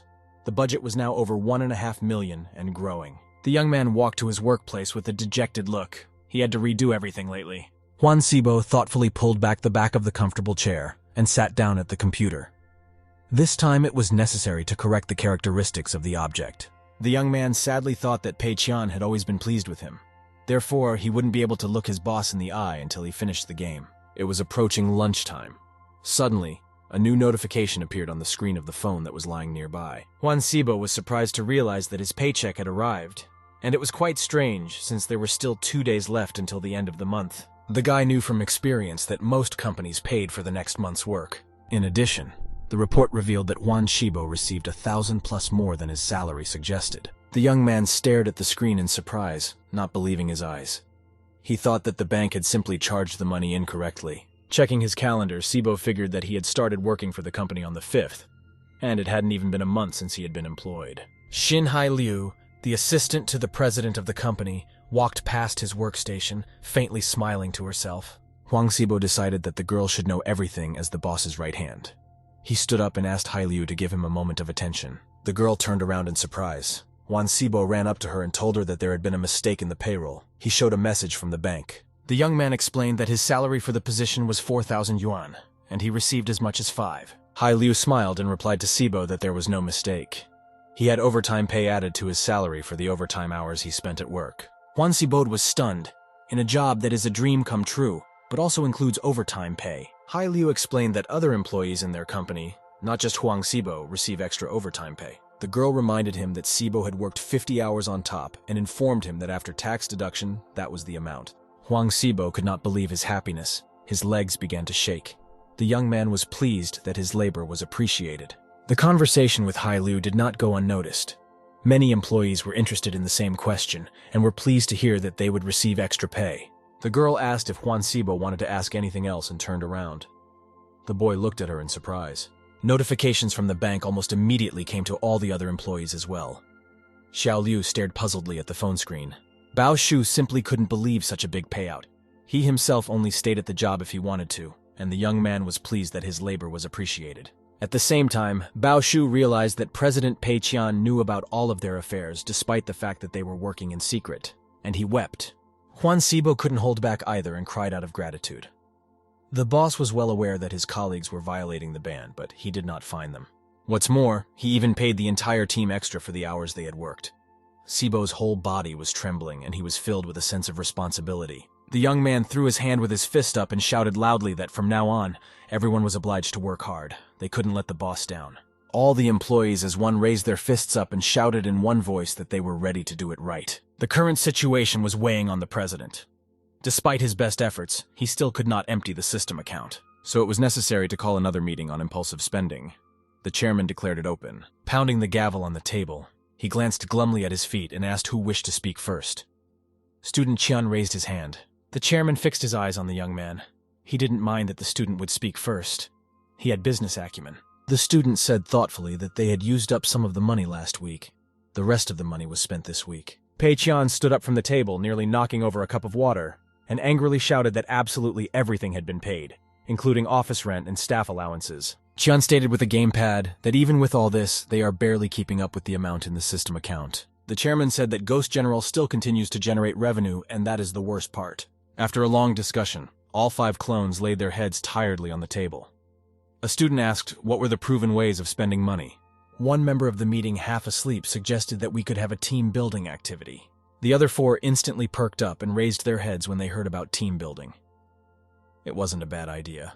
Sending all 30 employees on a joint vacation could easily spend a couple thousand yuan. They decided to give this to Assistant Shin. The next day, President Pei Qian called Hai Liu into his office. He sat at his laptop and the girl stood in front of him with a notebook. Pei Qian asked the assistant to organize a trip for the team and plan the activities. The girl asked for more details. The young man hesitated and said he had decided to send the staff to Guangzhou to exchange experiences. It would take about 5 days. Hai Liu quickly wrote everything down. Qian said that the company would pay for all the tickets, accommodation, and meals for its employees. The president smiled smugly.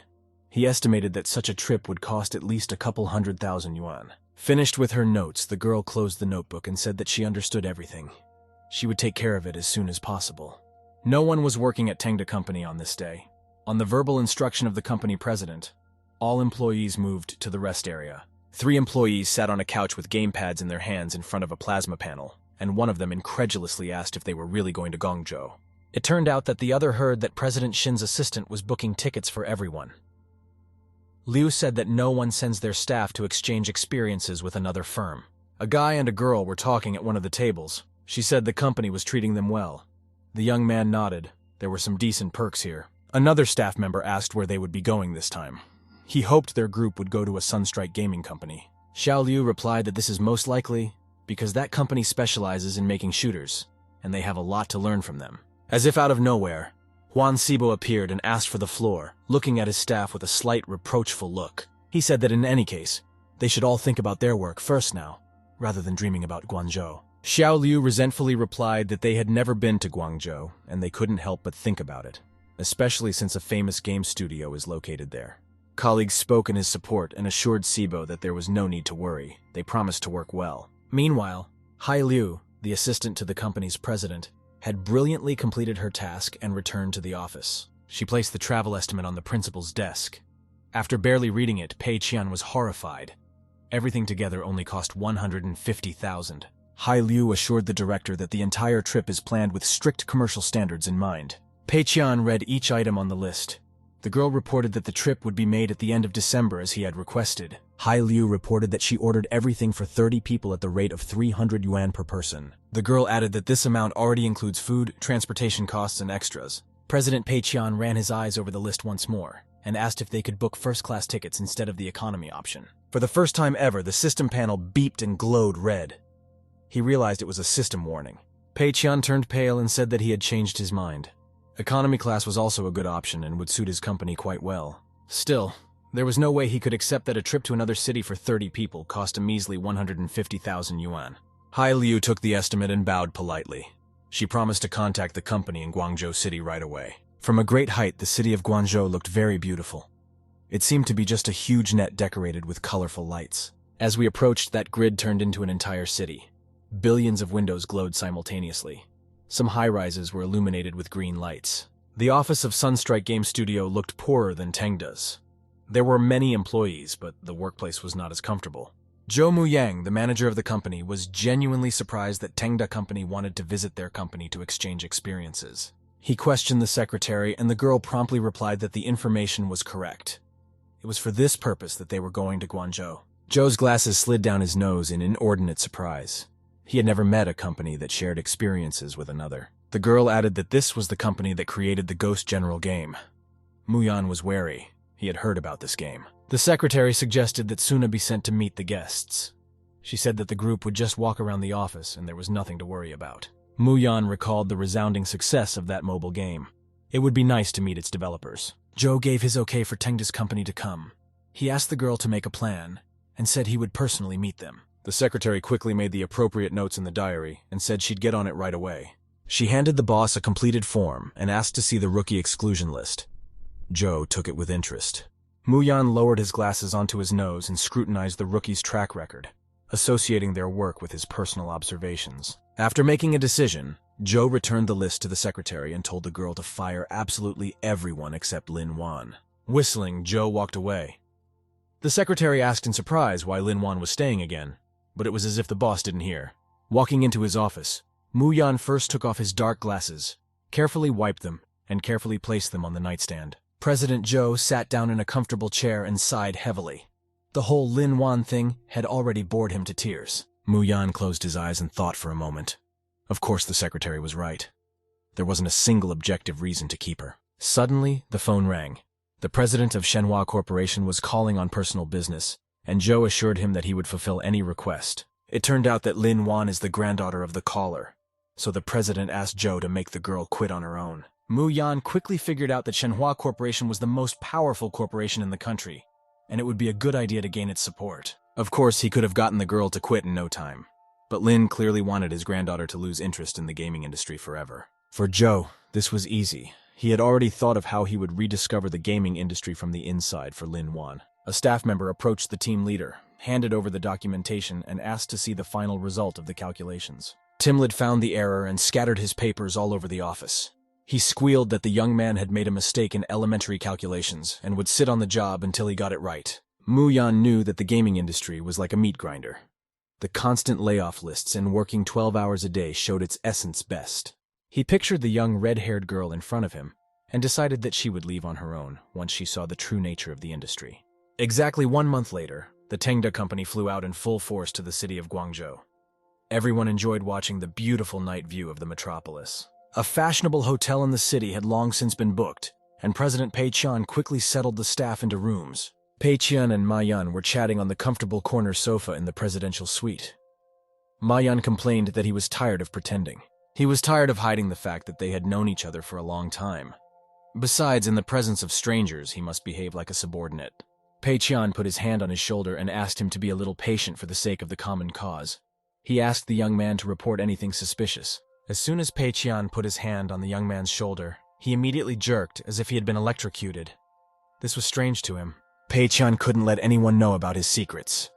Then under Ma Yan, they would stop talking and it would be harder to extract information. Ma Yan told the boss that all the employees in the company were interested in Sunstrike Game Studio and asked how famous they were.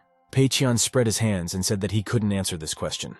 He was really only interested in how to spend the money. Given that their group would show up at Sunstrike's office, Pei Qian asked a friend to make inquiries about the developers. Ma Yan immediately caught the hint and smirked. The boss could easily lose his image by asking a couple stupid questions, and he agreed to help him out. The next morning, the Tengda representatives went on a tour. Their way lay among huge office skyscrapers. The Sunstrike building looked inconspicuous against this background. It had no more than 20 floors. Yet they owned the whole building. One of the guys said Sunstrike once paid 5 months' salary to its employees as a bonus. The twin girls from the reception couldn't stay away and, with satisfied faces, took selfies against the city scenery. Pei Qian followed behind his assistant Hai Liu. He estimated that it cost the owner a lot of money to build such a building. A young man stood at the granite column at the entrance. He said that he was welcoming important guests and introduced himself. His name is Sun Shi. The young man smiled and said he would be their guide today. Sun Shi asked him to excuse his lack of hospitality. They shook hands firmly, and Pei Qian said that there was nothing wrong with it. The twins looked at the young man with interest. Song Shi smiled and motioned for them to follow him. Pei Qian and her assistant followed him, while the others admired the company's capabilities. The receptionist desk at Sunstrike was carved from a solid piece of white marble. Joe leaned on it and waited for the guests. He fixed his hair, which he'd done for this meeting, and thought it was about time the guests arrived. Mu Yan's calculations were correct. A moment later, a series of footsteps sounded in the lobby, and several people appeared at the counter. Sun Shi walked over to his boss and reported the arrival of the president of Tengda Company and all his staff. Joe was a little surprised by this. The men smiled at each other and shook hands. Each expressed his appreciation to the other company president. Joe only now discerned that his guest's suit cost a couple tens of thousands, and thought that President Qian was a wealthy heir. Sun Shi smiled politely and started the tour of Sunstrike's office.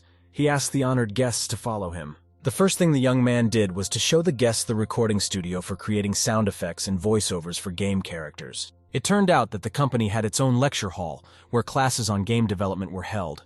It was designed for 36 people. Sun Shi showed off items of his own making with company logos. Among them was a cosplay costume advertising their game.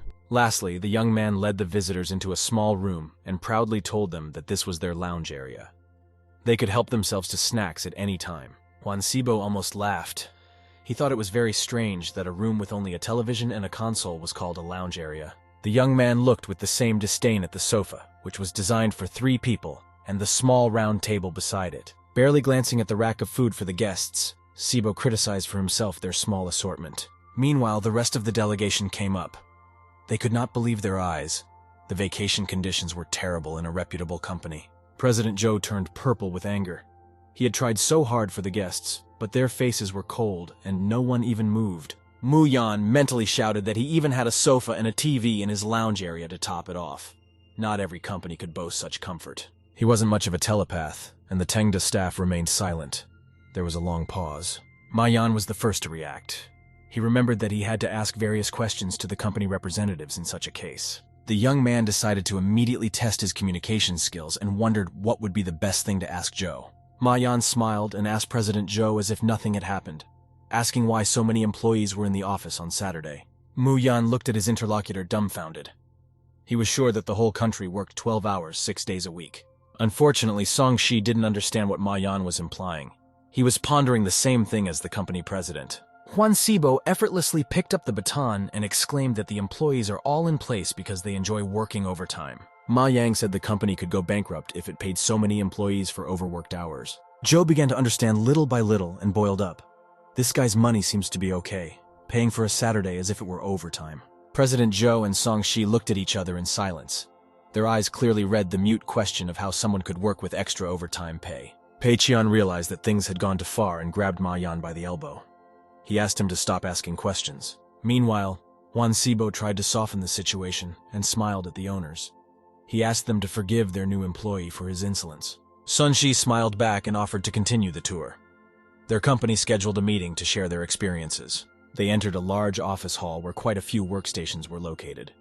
Some of them had employees working at them. The delegation walked down the narrow passage between the workstations, and Pei Qian tried to take note of everything.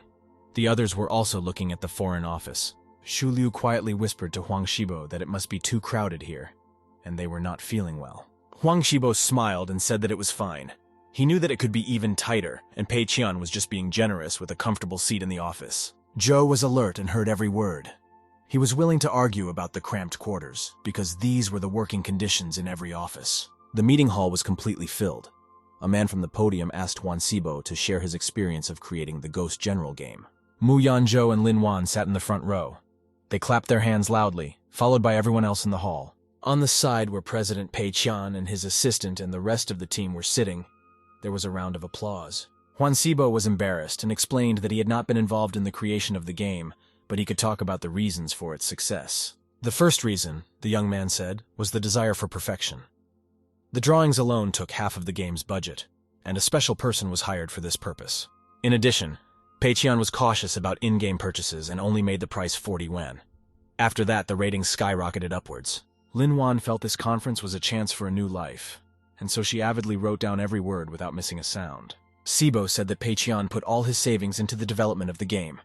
It was promoted through microblogging, and soon became famous among creative people. Pei Qian was very pleased with his designer for his feedback. He had never imagined that it would turn out so well. Huang Shibo watched his boss carefully, and noticed that Qian faintly nodded. The young man was glad that he was beginning to understand his leader.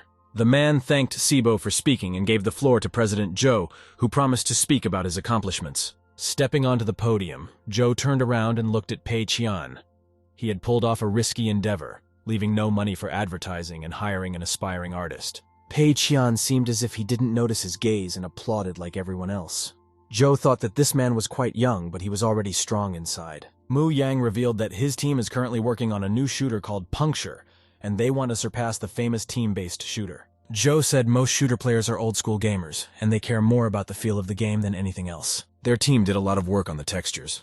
They even hired a military expert to work on the weapon models. When he heard that Zhou had decided to make the game free, but the player pays for the equipment, Huang Sibo turned pale. He realized that their project would fail. The young man was only now noticing that the two companies' games were completely different, and older players would be more likely to pay attention to Cork. Juan Sibo began to analyze the situation in case both games would enter the market and win universal acclaim. He looked at his boss's reaction, and suddenly found Pei Qian smiling as if nothing had happened, and he was not worried about the fate of the fortress. Huang Sibo was beginning to guess that Pei Qian had brought them here to learn Sunstrike's course, and now he could see that the cork was a failed project. Pei Qian applauded the hardest. He saw that Zhou was going in the right direction, and soon the ocean fortress was going to be buried. Pei Qian shook the speaker's hand and said that he had an excellent speech, something to learn from. Zhou replied that he himself envied Qian because of his talents. He apologized and referred to the fact that he had to leave urgently on business. Pei Qian nodded understandingly and said goodbye. Zhou turned around and walked away at the same second. Pei Qian watched him for a moment and slowly walked in the other direction. Lin Wan was among the last to leave the meeting room and noticed Pei Qian leaving. She looked back at the young man with mixed feelings. Making up her mind, the girl ran after the guest and called out to him. The surprised Pei Qian stopped. He hadn't seen this girl before. Lin Wan introduced herself and asked if the president of Tengda Company had a moment. She would like to ask a few questions. Pei Qian smiled. This girl with fiery red hair was simply adorable, and he couldn't refuse her. Lin Wan asked where his company stood in the young man's life, and whether making money was his main goal. The young man was embarrassed and said that the main purpose of making games is to make people happy. Wan Lin smiled and assumed that in that case, no one in the Tengda Company was getting fired. Pei Qian stated that all employees are one big family. They grow and improve together. A little embarrassed, Wan leaned closer to the young man and asked if his employees were working overtime. Pei Qian replied that he tries to send everyone home, but some stay voluntarily, and he pays them extra for their work. The girl suggested that Pei Qian creates games to fulfill his dreams. The young man objected that he was working for money. Lin Wan blushed and said that Pei Qian was trying to make her laugh. If money was needed, there would be a significant budget allocated to the Ghost General. The girl bowed politely and thanked Pei Qian for his time in answering her questions. In the same instant, Lin Wan turned around and left, and Pei Qian stared after the fiery red hair for a while longer. If Pei Qian could see Lin Wan's face, he would notice that the girl was satisfied with her interview and smiling happily. President Qian scratched his head in puzzlement. He didn't know who this girl was and what to expect from her. On the same day, the guests went home after the event. Lin Wan came to Boss Zhou's house with a resignation letter. The president was a little busy and didn't immediately realize why she had come, but then he realized his head in surprise and asked what was wrong. Wan held an envelope with an official non-cooperation form in her hand and said firmly that she had decided to quit. Zhou was triumphant. He decided that Lin Wan had finally seen the darkness of the game industry and decided to inherit his multi-billion-dollar fortune. The president pulled his hand for a statement and lazily inquired if the girl had decided to leave the entertainment industry for good. Looking her former boss in the eye, Lin Wan explained that she had no intention of leaving the game industry scene at all. A smirk froze on Zhou's face. He didn't understand why he would quit his job without leaving the gaming industry. Zhou politely asked the girl if there were any work-related reasons. He still believed that he was providing the employees with decent conditions. Lin Wan smiled and thanked Zhou for his concern. She thought about it and looked at the ajar window from which she could smell freedom. The girl said that in this company she just can't fulfill her dream, so she can't stay any longer. Lin Wan went to the window and saw a pigeon sitting on a branch right above it. She thought it was a good sign. Near the Shenhua office buildings, there were many white pigeons on the sidewalk. Just recently, someone had scattered crumbs and they had flown down to feast. It was January of the year 2010. The weather outside was quite warm, and the leaves on the trees had not yet fallen. Pei Qian walked out of his office and looked around the team in a businesslike manner. Everyone was sitting in their seats and working hard on the game. He approached Juan Sibo and asked how work on the ocean fortress was progressing and if its release needed to be delayed. The designer exclaimed that everything was perfectly fine. His team checked everything several times and fixed the bugs. The game could be released. Pei Qian's legs began to shake. He didn't like this kind of confidence from the designer. Qian asked to be shown the epic weapon. Juan Sibo's fingers ran eagerly over the keyboard.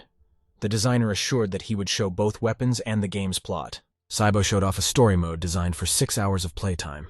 The graphics were quite simple. The epic weapon called Rainbow Red Dragon could be purchased for 888 yuan. Pei Qian was surprised to notice that the game's graphics were different from the expected level, and even compared to other shooters, it looked good. President Qian turned green with anger, mentally cursing the designer for creating such a beautiful game. Suddenly, he remembered everything and turned pale. It turned out that if anyone was to blame for the success of the game, it was himself. That day, he wanted to spend the system money faster, and out of greed allowed the game's budget to double. The designers purchased models with detailed renderings.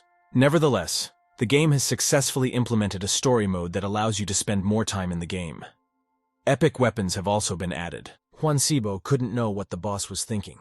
He said that the game implemented a few more game modes and offered to show. Pei Qian waved his hand in a friendly manner and said that it was fine. You can send the game to the official website for verification. The president was leaving satisfied.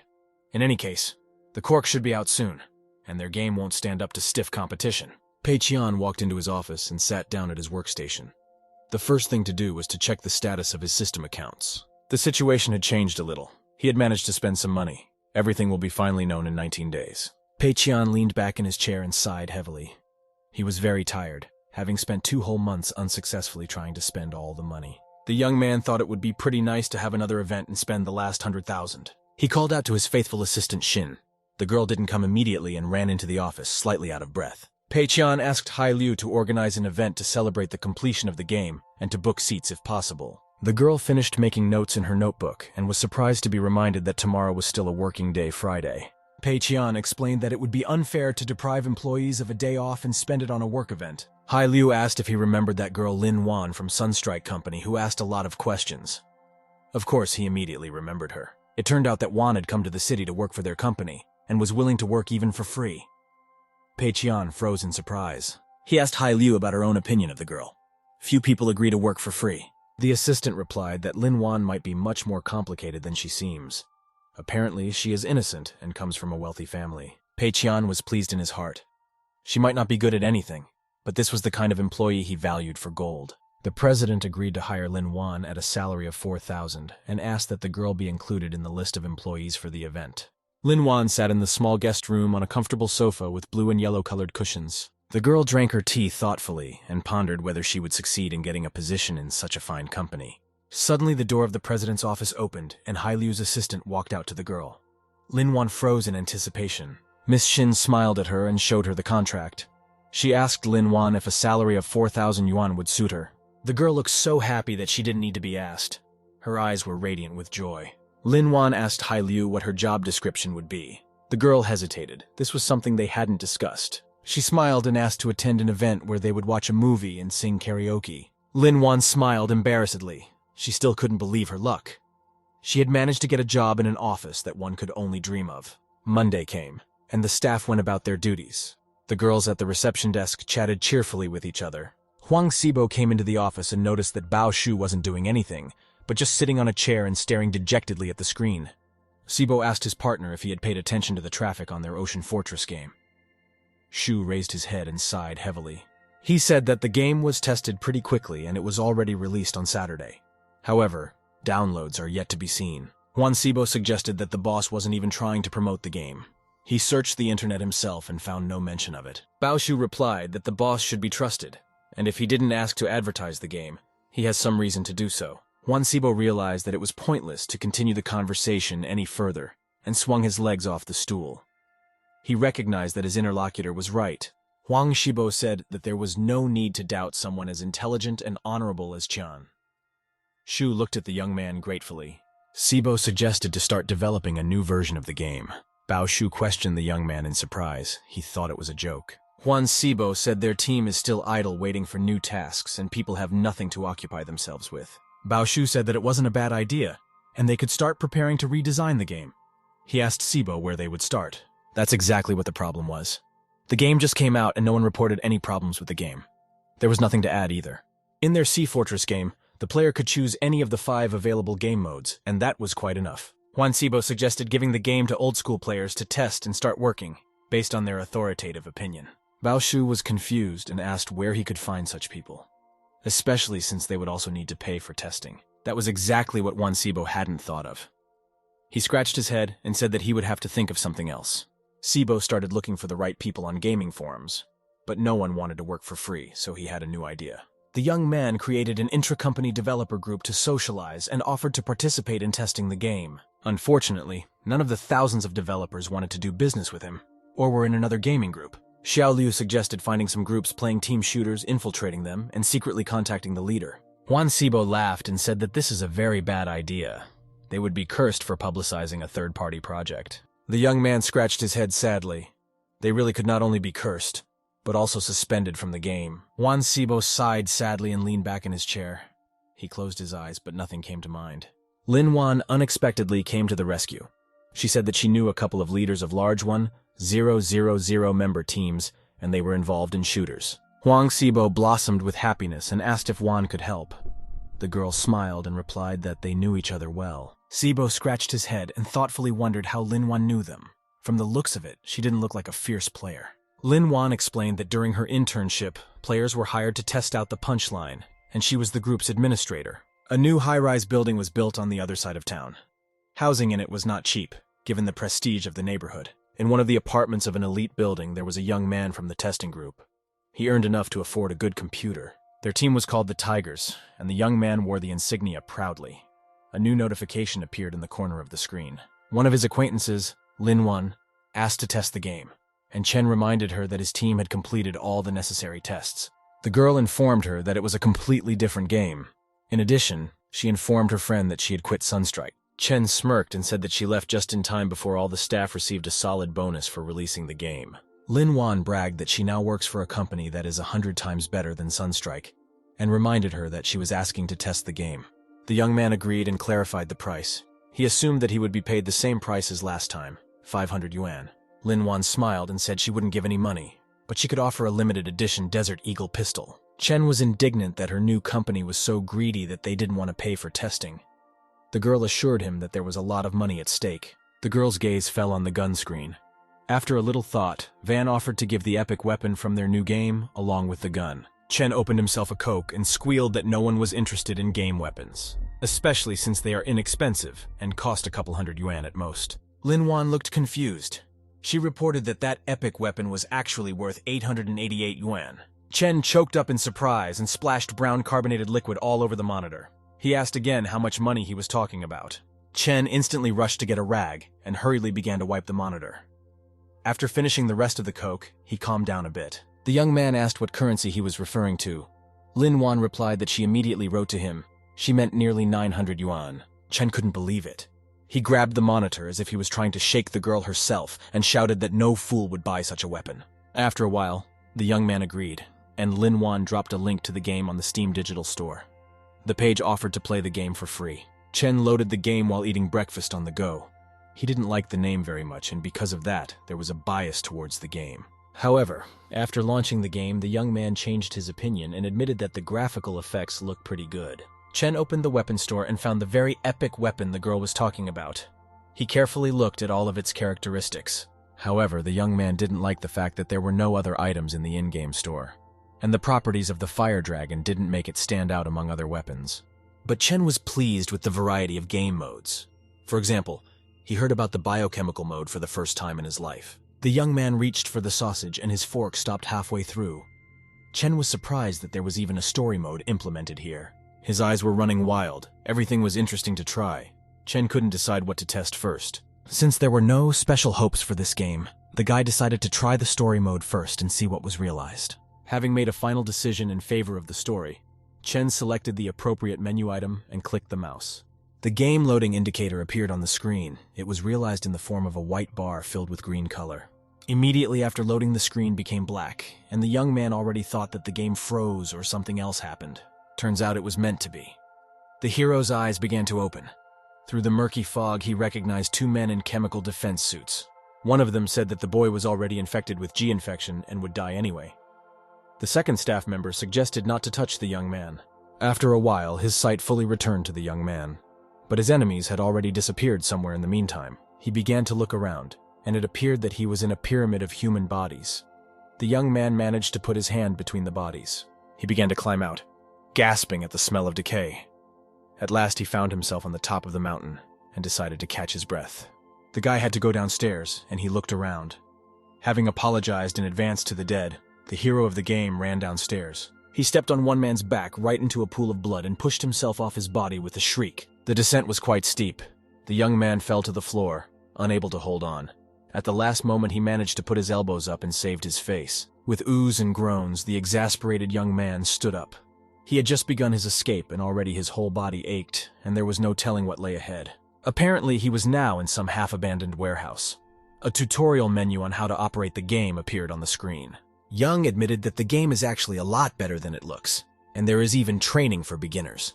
Holding his hand to the bruised spot on his stomach, Chen waddled to the door and grabbed the handle. He hoped the final boss wasn't waiting for him there. The young man pressed the handle of the door and began to turn it slowly. The atmosphere here did not inspire confidence. As soon as the door opened, a skeleton in a mercenary's uniform appeared on the threshold. On his shoulder hung a shoulder harness with a shiny pistol. The young man screamed in fright. This mercenary monster seemed real, and he didn't have any weapons with him. The zombie placed a bony hand on the young man's shoulder and opened its mouth. It appeared to have a full jaw with incisors, and Chen shrieked in a low voice. The mercenary pulled the young man to him and sank his fangs greedily into his meaty shoulder. Chen could have sworn it was real. The hero on the screen screamed in unbearable pain. At some point, he decided that he could not resist the monster. Despite the fact that his whole body was wobbling with fatigue, the young man managed to stand up. He grabbed the mercenary by the throat with all his might. With his free hand, Chen reached for the holster and deftly snatched the pistol. It was quite heavy and looked real. The young man pulled the mercenary closer to him by the throat and promised to send him to the next life. The skeleton's skull was already shattered, worms swarming in it. Chen took the gun off the safety and shot him directly in the forehead. The mercenary once again left the world of the living and fell to the floor. The young man's legs were shaking after all this. It wasn't like a shooter. It was a good horror game. Chung's strength gave up. His legs gave out, and the young man fell to his knees. He assumed that the zombie bite had infected his body. Even so, it was hard for the guy to hold his body weight. His strength left him, and Chen collapsed on his side, thinking that this was the end. His eyelids were getting heavier by the second. At the moment when Chen was about to give up, he suddenly saw thin legs and gray shoes in front of him. A little girl of about 8 in gray tattered clothes leaned over the young man, holding a vaccinator in her hand. She clenched her other hand into a fist. The girl was not quite ordinary. Through the transparent casing, it was visible that the vaccinator was filling with green blood. It was causing her unbearable pain. The little girl began to inject the young man with her blood. Chen was relieved and realized that the girl's blood was curing him of the virus. Chen squatted down and raised his 5 fingers upward, trying to speak to the girl. Unfortunately, she didn't understand the greeting in any language. The little girl looked at him with sadness in her eyes and started gesturing. Chen realized that the little girl could not speak. She was mute. Chen in the real world frowned at the screen with completely different eyes. This game was completely different from the others. His hero managed to get a 6-barrel machine gun. Chen shot a little and realized that this game was more stable and had almost no recoil. After taking a few mercenaries in the crosshairs, the young man realized that in this game an accuracy is much better. Moreover, the controls in this game are quite nice. While Chen was shooting away the crowds of enemies coming out of every crevice, the girl wasted no time. She found a way into the ventilation shaft. Chen shockingly thought that the girl saves the whole game. Without her, the constant fighting and shooting would get boring very quickly. As you'd expect, the final boss soon showed up in the form of a giant insect with a terrifying monster face. Fortunately, Chen managed to save the girl before the monster collapsed the multi-ton brick wall. After running a decent distance away, the young man fired a grenade launcher. The monster was finished rather quickly, but the ammunition in the warehouse began to detonate, and Chen barely had time to get away. A huge nuclear mushroom shook the entire neighborhood. Good thing that by this time the intrepid hero had managed to fly the helicopter to a safe distance, and he was not hit by the wave. Chen was rapidly flying higher and higher. The glow from the glow cast a bright light all over the cabin. Even at this height, nuclear ash hung in the air. The tired girl fell asleep almost immediately in the passenger seat of the helicopter, and Chen covered her back with his clothes in a fatherly manner. The young man managed to break through. A moment later, he was flying high in the sky, leaving the epicenter of death far below. Amazed by the game, Chen just sat there for a while, staring dumbly at the screen. Just half an hour ago, he had a completely different attitude towards the game. Recovering, he started typing quickly. This game really managed to hook the young man. The plot was simply amazing. Chen wrote to one of his fellow testers that he found a game called Ocean Fortress that simply cannot be described in words. It must be played. A few days later, Pei Qian returned to the office. He had an exam session, and the young man didn't even think about work for a week. He sighed heavily as he walked into the office. By the looks of it, the Ocean Fortress should have been finished by now. To the young man's surprise, none of the beautiful twins were behind the reception desk.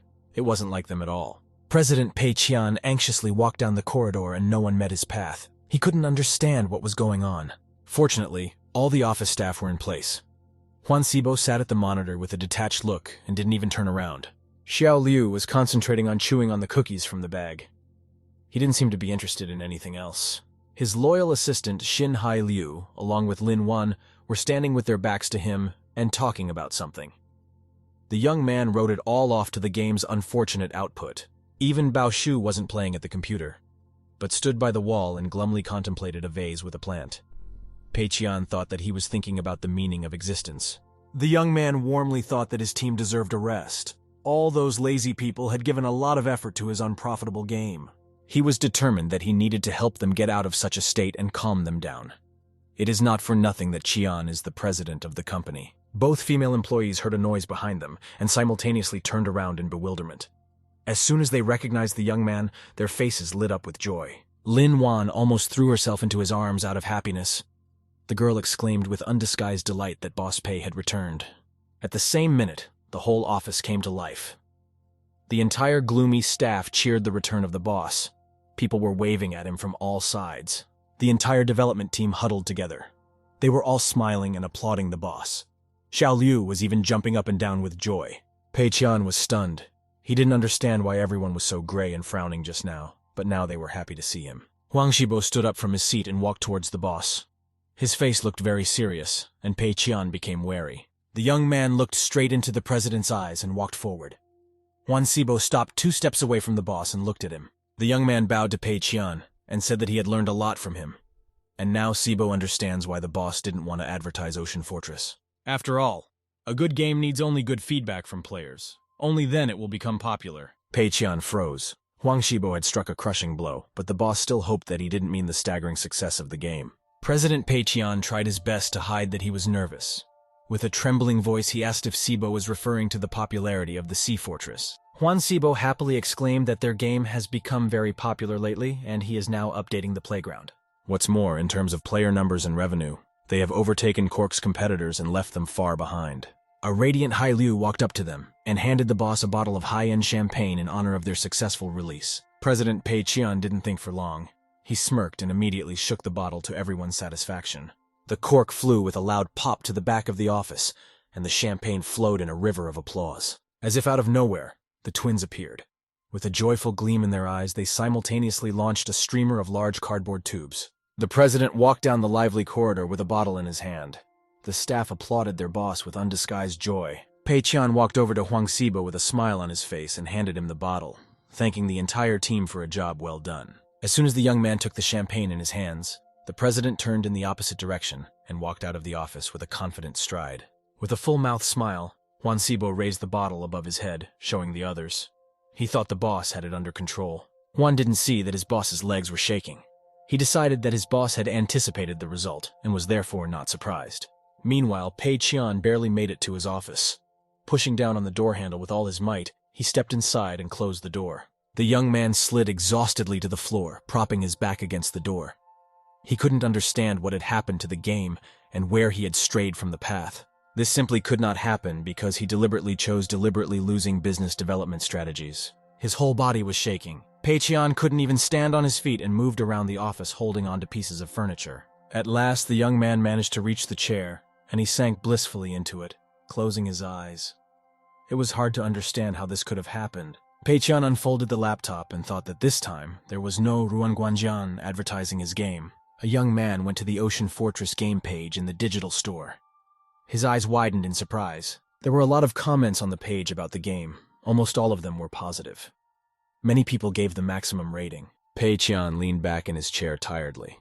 A lot of people were praising his product and imposing their evaluation on others. A salutary thought occurred to the young man. He decided to ask Huang Shibo to find out why their product was so popular. Xiao Liu worriedly told Huang Shibo that the atmosphere between the players on the forums was getting heated. Shibo happily pointed out that it was a credit to the boss. Just then, a new notification appeared on the screen. Both of them read it again, but it still seemed incomprehensible. Pei Qian demanded to analyze the success of Ocean Fortress in terms of design and marketing policy, and send him a report. Huang Shibo was in a great mood. It was strange that the boss needed to analyze the game.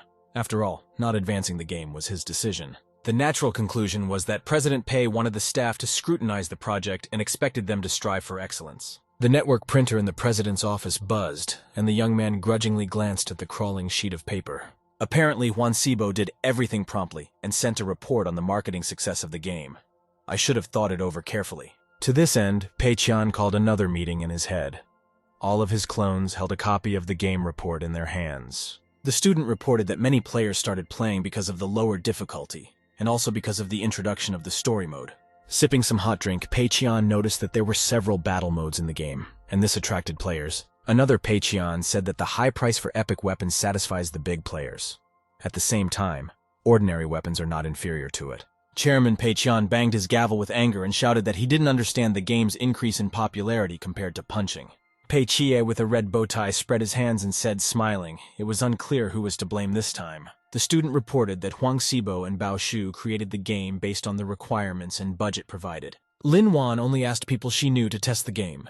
Pei-chan with a gamepad in hand said that they released the game on the same day as Breakdown. All 5 clones flatly refused to take the blame for the unexpected success of an obviously failed product. The meeting was over. Nothing was clear. Pei-chan slapped the table in his office with both palms in his heart. The president was furious.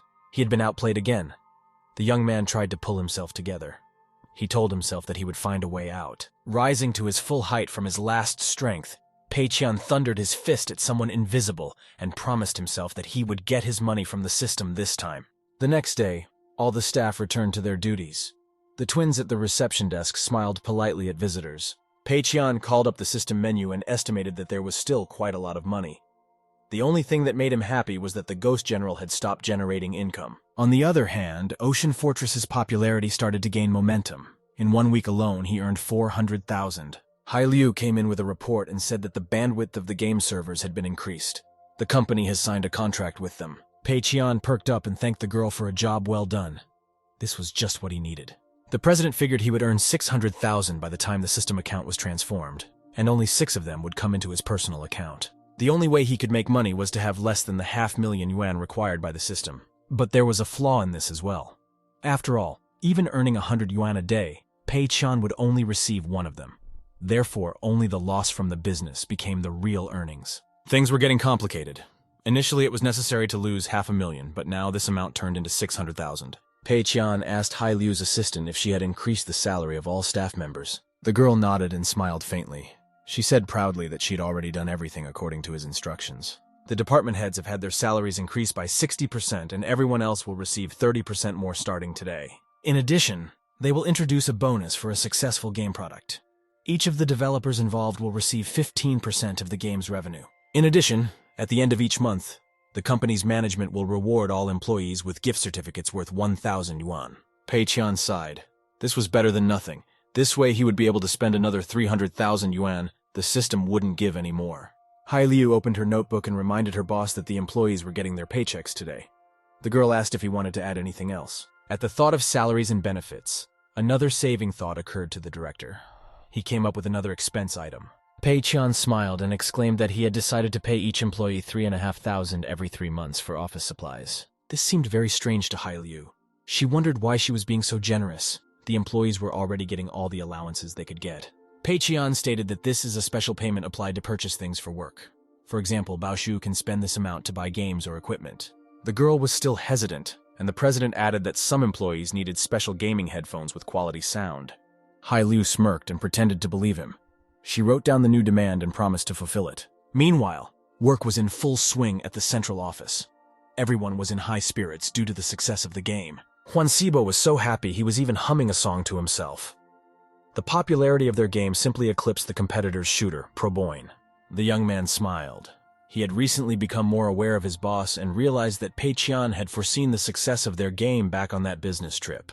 It is for this reason that he purposely released his game on the day of the release of Pitchfork, and to take some of the glory for himself. Huang Xibo was almost crying with joy. He was very happy that his boss had defeated the arrogant competitors. The young man continued to work, still happy for the success of the president and the company. Several notifications came to his phone. Barely picking up the phone, Huang Xibo was very surprised. All 3 notifications were from the bank, and he realized that his paycheck had arrived. This time it was no less strange. My salary had been raised again, and the payout was very substantial. I had never dreamed of such a thing before.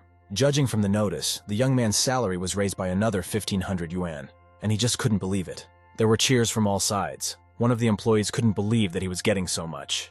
The other one got a 10,000 increase in his salary. Hai Liu, the personal assistant to the president of the company, walked into the office and clapped her hands together, calling everyone to silence. She said that every month, employees will receive a gift certificate of 1,000 yuan to buy necessary items. The twins at the front desk stood with their backs to each other and handed out golden certificates to everyone with a smile. Everyone was happy. Hailu added that employees will receive 3,500 every 3 months for needs related to their work activities. Huang Shibo and Xiao Liu were just looking at the certificates. When they heard that there would be more payments, they were stunned with surprise. Bao Shu was happy that he could now play games and not spend a penny on them, since they were his earnings. Xiao Liu said thoughtfully that the boss pays them too generously. They have a decent salary and a lot of allowances, and now this kind of payment. To top it all off, Hai Liu reported that everyone is working until 3 o'clock today, and then they are celebrating the success of Ocean Fortress at the mall. After work, Pei Qian gathered all the employees and took them to an upscale shopping center. The top floor was already reserved. All the employees were climbing the stairs of the shopping center and looking at the magnificent interior with delight. Many were here for the first time. Turns out that wasn't all. The president said that today they were celebrating the success of their brainchild, so he was paying for everyone to go shopping. Pei Qian calculated that after all the payments, there were about 400,000 yuan left in the system account, and more needed to be spent. He demanded that all employees spend 1,000 yuan each from the card, and 3,500 special payments. Pei Qian stated that the money must be spent in full, or they would not get any money. He turned around and suggested that they get down to business. All the employees were very satisfied. With joyful shouts, they scurried around the shopping center, looking for the right products. The twins immediately ran to one of the boutiques. One of the young men volunteered to accompany Wan Sibo and went with him. The girl stopped in the luxury perfume department and looked at the goods on the shelves with interest. Huang Shibo had already managed to find himself some headphones and was looking around enthusiastically. Pei Qian thought he would let them spend all the money. He could buy something for himself at the same time. The young man thought dreamily that he would allocate 100,000 yuan for it. The system seemed to be fine with it, and Pei Qian decided that he would spend everything. He hoped that he would incur a loss because of the purchases. The young people had time to visit a clothing store and tried on sweaters and jackets. The clothes were quite stylish. Then they wrapped up in the computer peripherals department and stared at the handheld console for a long time, agreeing that it was a bargain. Hai Liu carefully painted scarlet lipstick on one of the confused twins and said that this shade would suit all occasions. Bao Shu bought himself the latest model of mechanical keyboard. Especially today, it came with a mousepad as a gift. Pei Qian's employees were also in the elite cell phone department, and he furtively watched them. At this time, Lin Wan was nearby. She noticed the boss's unusual behavior. She found it very strange. Pei Qian was very angry. Far from all the employees wanted to spend their money now, and it was necessary to force them. Xiao Liu was happily trying out a phone worth almost 4,000 yuan. It was not a bad piece of equipment, but the price was a bit steep. Suddenly, Pei's boss appeared in the selfie camera. He told the puzzled employee that you could buy the phone if you liked it. Xiao Liu embarrassedly replied that his phone should last another couple of years, and this new phone is very expensive. Pei Qian said he could use the special payment for this if he couldn't afford to buy a phone. Xiao Liu raised his head in surprise and objected that the special payment had nothing to do with his work. Pei Qian resented and said that the young man will still test new mobile games. That's exactly what the new phone is for. Xiao Liu was still hesitant. A trickle of sweat ran down his face from the tension. He didn't want to spend so much money on a phone. Pei Qian couldn't stand it and shouted that that phone was reducing his productivity, so he should buy a new one. Only now the young man agreed and happily took the box with the phone. He wanted to buy it himself, but could not make up his mind. Huang Sibo stood there, and Pei Qian glumly advised him to change his phone as well. Sibo said that he had only changed it 2 months ago. Pei Qian insisted on changing the phone, and Huang Sibo said to avoid conflict he would go look at the laptop. Pei Qian then switched to Ma Yan, looking at the headphones, and reminded him that his headphones cost around 20 yuan at the time of purchase. Pei Qian picked up the latest model and said that they only cost 3,000 yuan. The young man replied that he didn't work with headphones. President Qian sighed heavily and looked at his loyal comrade with a serious look. The young man felt uncomfortable from his gaze. Pei Qian took the headphones and forcefully placed them into Ma Yan's hands, making it clear that the young man could not refuse. The boss explained to the shocked employee that they needed to prepare ahead of time. They would be working a lot with sound in the future, and quality headphones would be essential. Ma Yan smiled and hesitantly tried to object that they already had decent branded headphones with a headset in their office. Pei Qian angrily said that this would sometimes need to be done after work as well, so it couldn't be done without headphones. After a while, he managed to convince the young man, and a happy Ma Yan ran to the cash register to pay for his purchase. Pei Qian smiled. Everything was going according to plan. Lin Wan had been watching him the entire time, and was surprised to realize that the boss had gained nothing for himself. Pei-chan seemed to sense the girl's presence and turned around perplexed. Their eyes met, and the young man felt out of place. Lin Wan laughed and showed the latest model of a top-of-the-line phone. She exclaimed that she had almost the entire range of this store. The young man tried to force a smile out of himself. It was a shame to admit it, but a rich heiress could do whatever she wanted with her money. Pei-chan had left the electronics department and was now just wandering around the mall, looking at everything around him. He estimated that there was about 70,000 left in the system account, and he needed to spend it. Then that amount would turn into his earnings. There was a jewelry boutique nearby, and Pei-chan wrapped up there, deciding that it was the perfect place to spend money. Lin Wan was not going to back down and continued to secretly follow the young man. She wondered what her boss was going to buy. The employees gathered at a predetermined location. They all had several bags with various purchases in their hands. Pei-chan leisurely approached them, and everyone involuntarily turned around and ahed. He was wearing many new elite accessories. For a watch, a notebook, a stylish pen, and a belt buckle, the young man gave more than 70,000, adding a little from his pocket. Lin Wan had her own measurements, and she thought with delight that the boss was very thrifty. He didn't even spend 100,000 on all his purchases. Huang Xibo held 2 shopping bags in his hand. He noted that all of these incredibly expensive items were related to work. Lin Wan said that the boss pays them all a generous salary and doesn't skimp on bonuses. Without collusion, they simultaneously exclaimed that Pei was an incredible boss. Meanwhile, Pei-chan himself was very disappointed. He bought everything the system allowed, but he only spent 3,000 yuan. Pei-chan approached the assistant and asked her to pick up a gift for his friend who was about to become the boss. The girls began to make suggestions. Hai Liu suggested perfume. The twins suggested an expensive suit or watch. Unfortunately, none of this was right for the young man. He'd already bought everything the system allowed. He sighed doomedly and bowed his head. Lin Wan suggested buying glasses. They will give a representative look and tell quite a lot about a person. This idea wasn't a bad one. Pei-chan asked where he could buy the most expensive glasses, and Hai Liu kindly offered to help. Soon the two of them returned from the optical department. Pei-chan was satisfied. The glasses had cost him 16,000. Wan Li was now looking at her boss with loving eyes. The glasses looked very stylish. The girl realized that he had bought glasses for himself as well. Together with the points, it turned out that out of the 70,000, Pei-chan had only spent 20. He regretfully thought that it wasn't enough. He envisioned himself in an astronaut suit with a red flag on the surface of the moon and told himself that this was a big step toward fighting the system.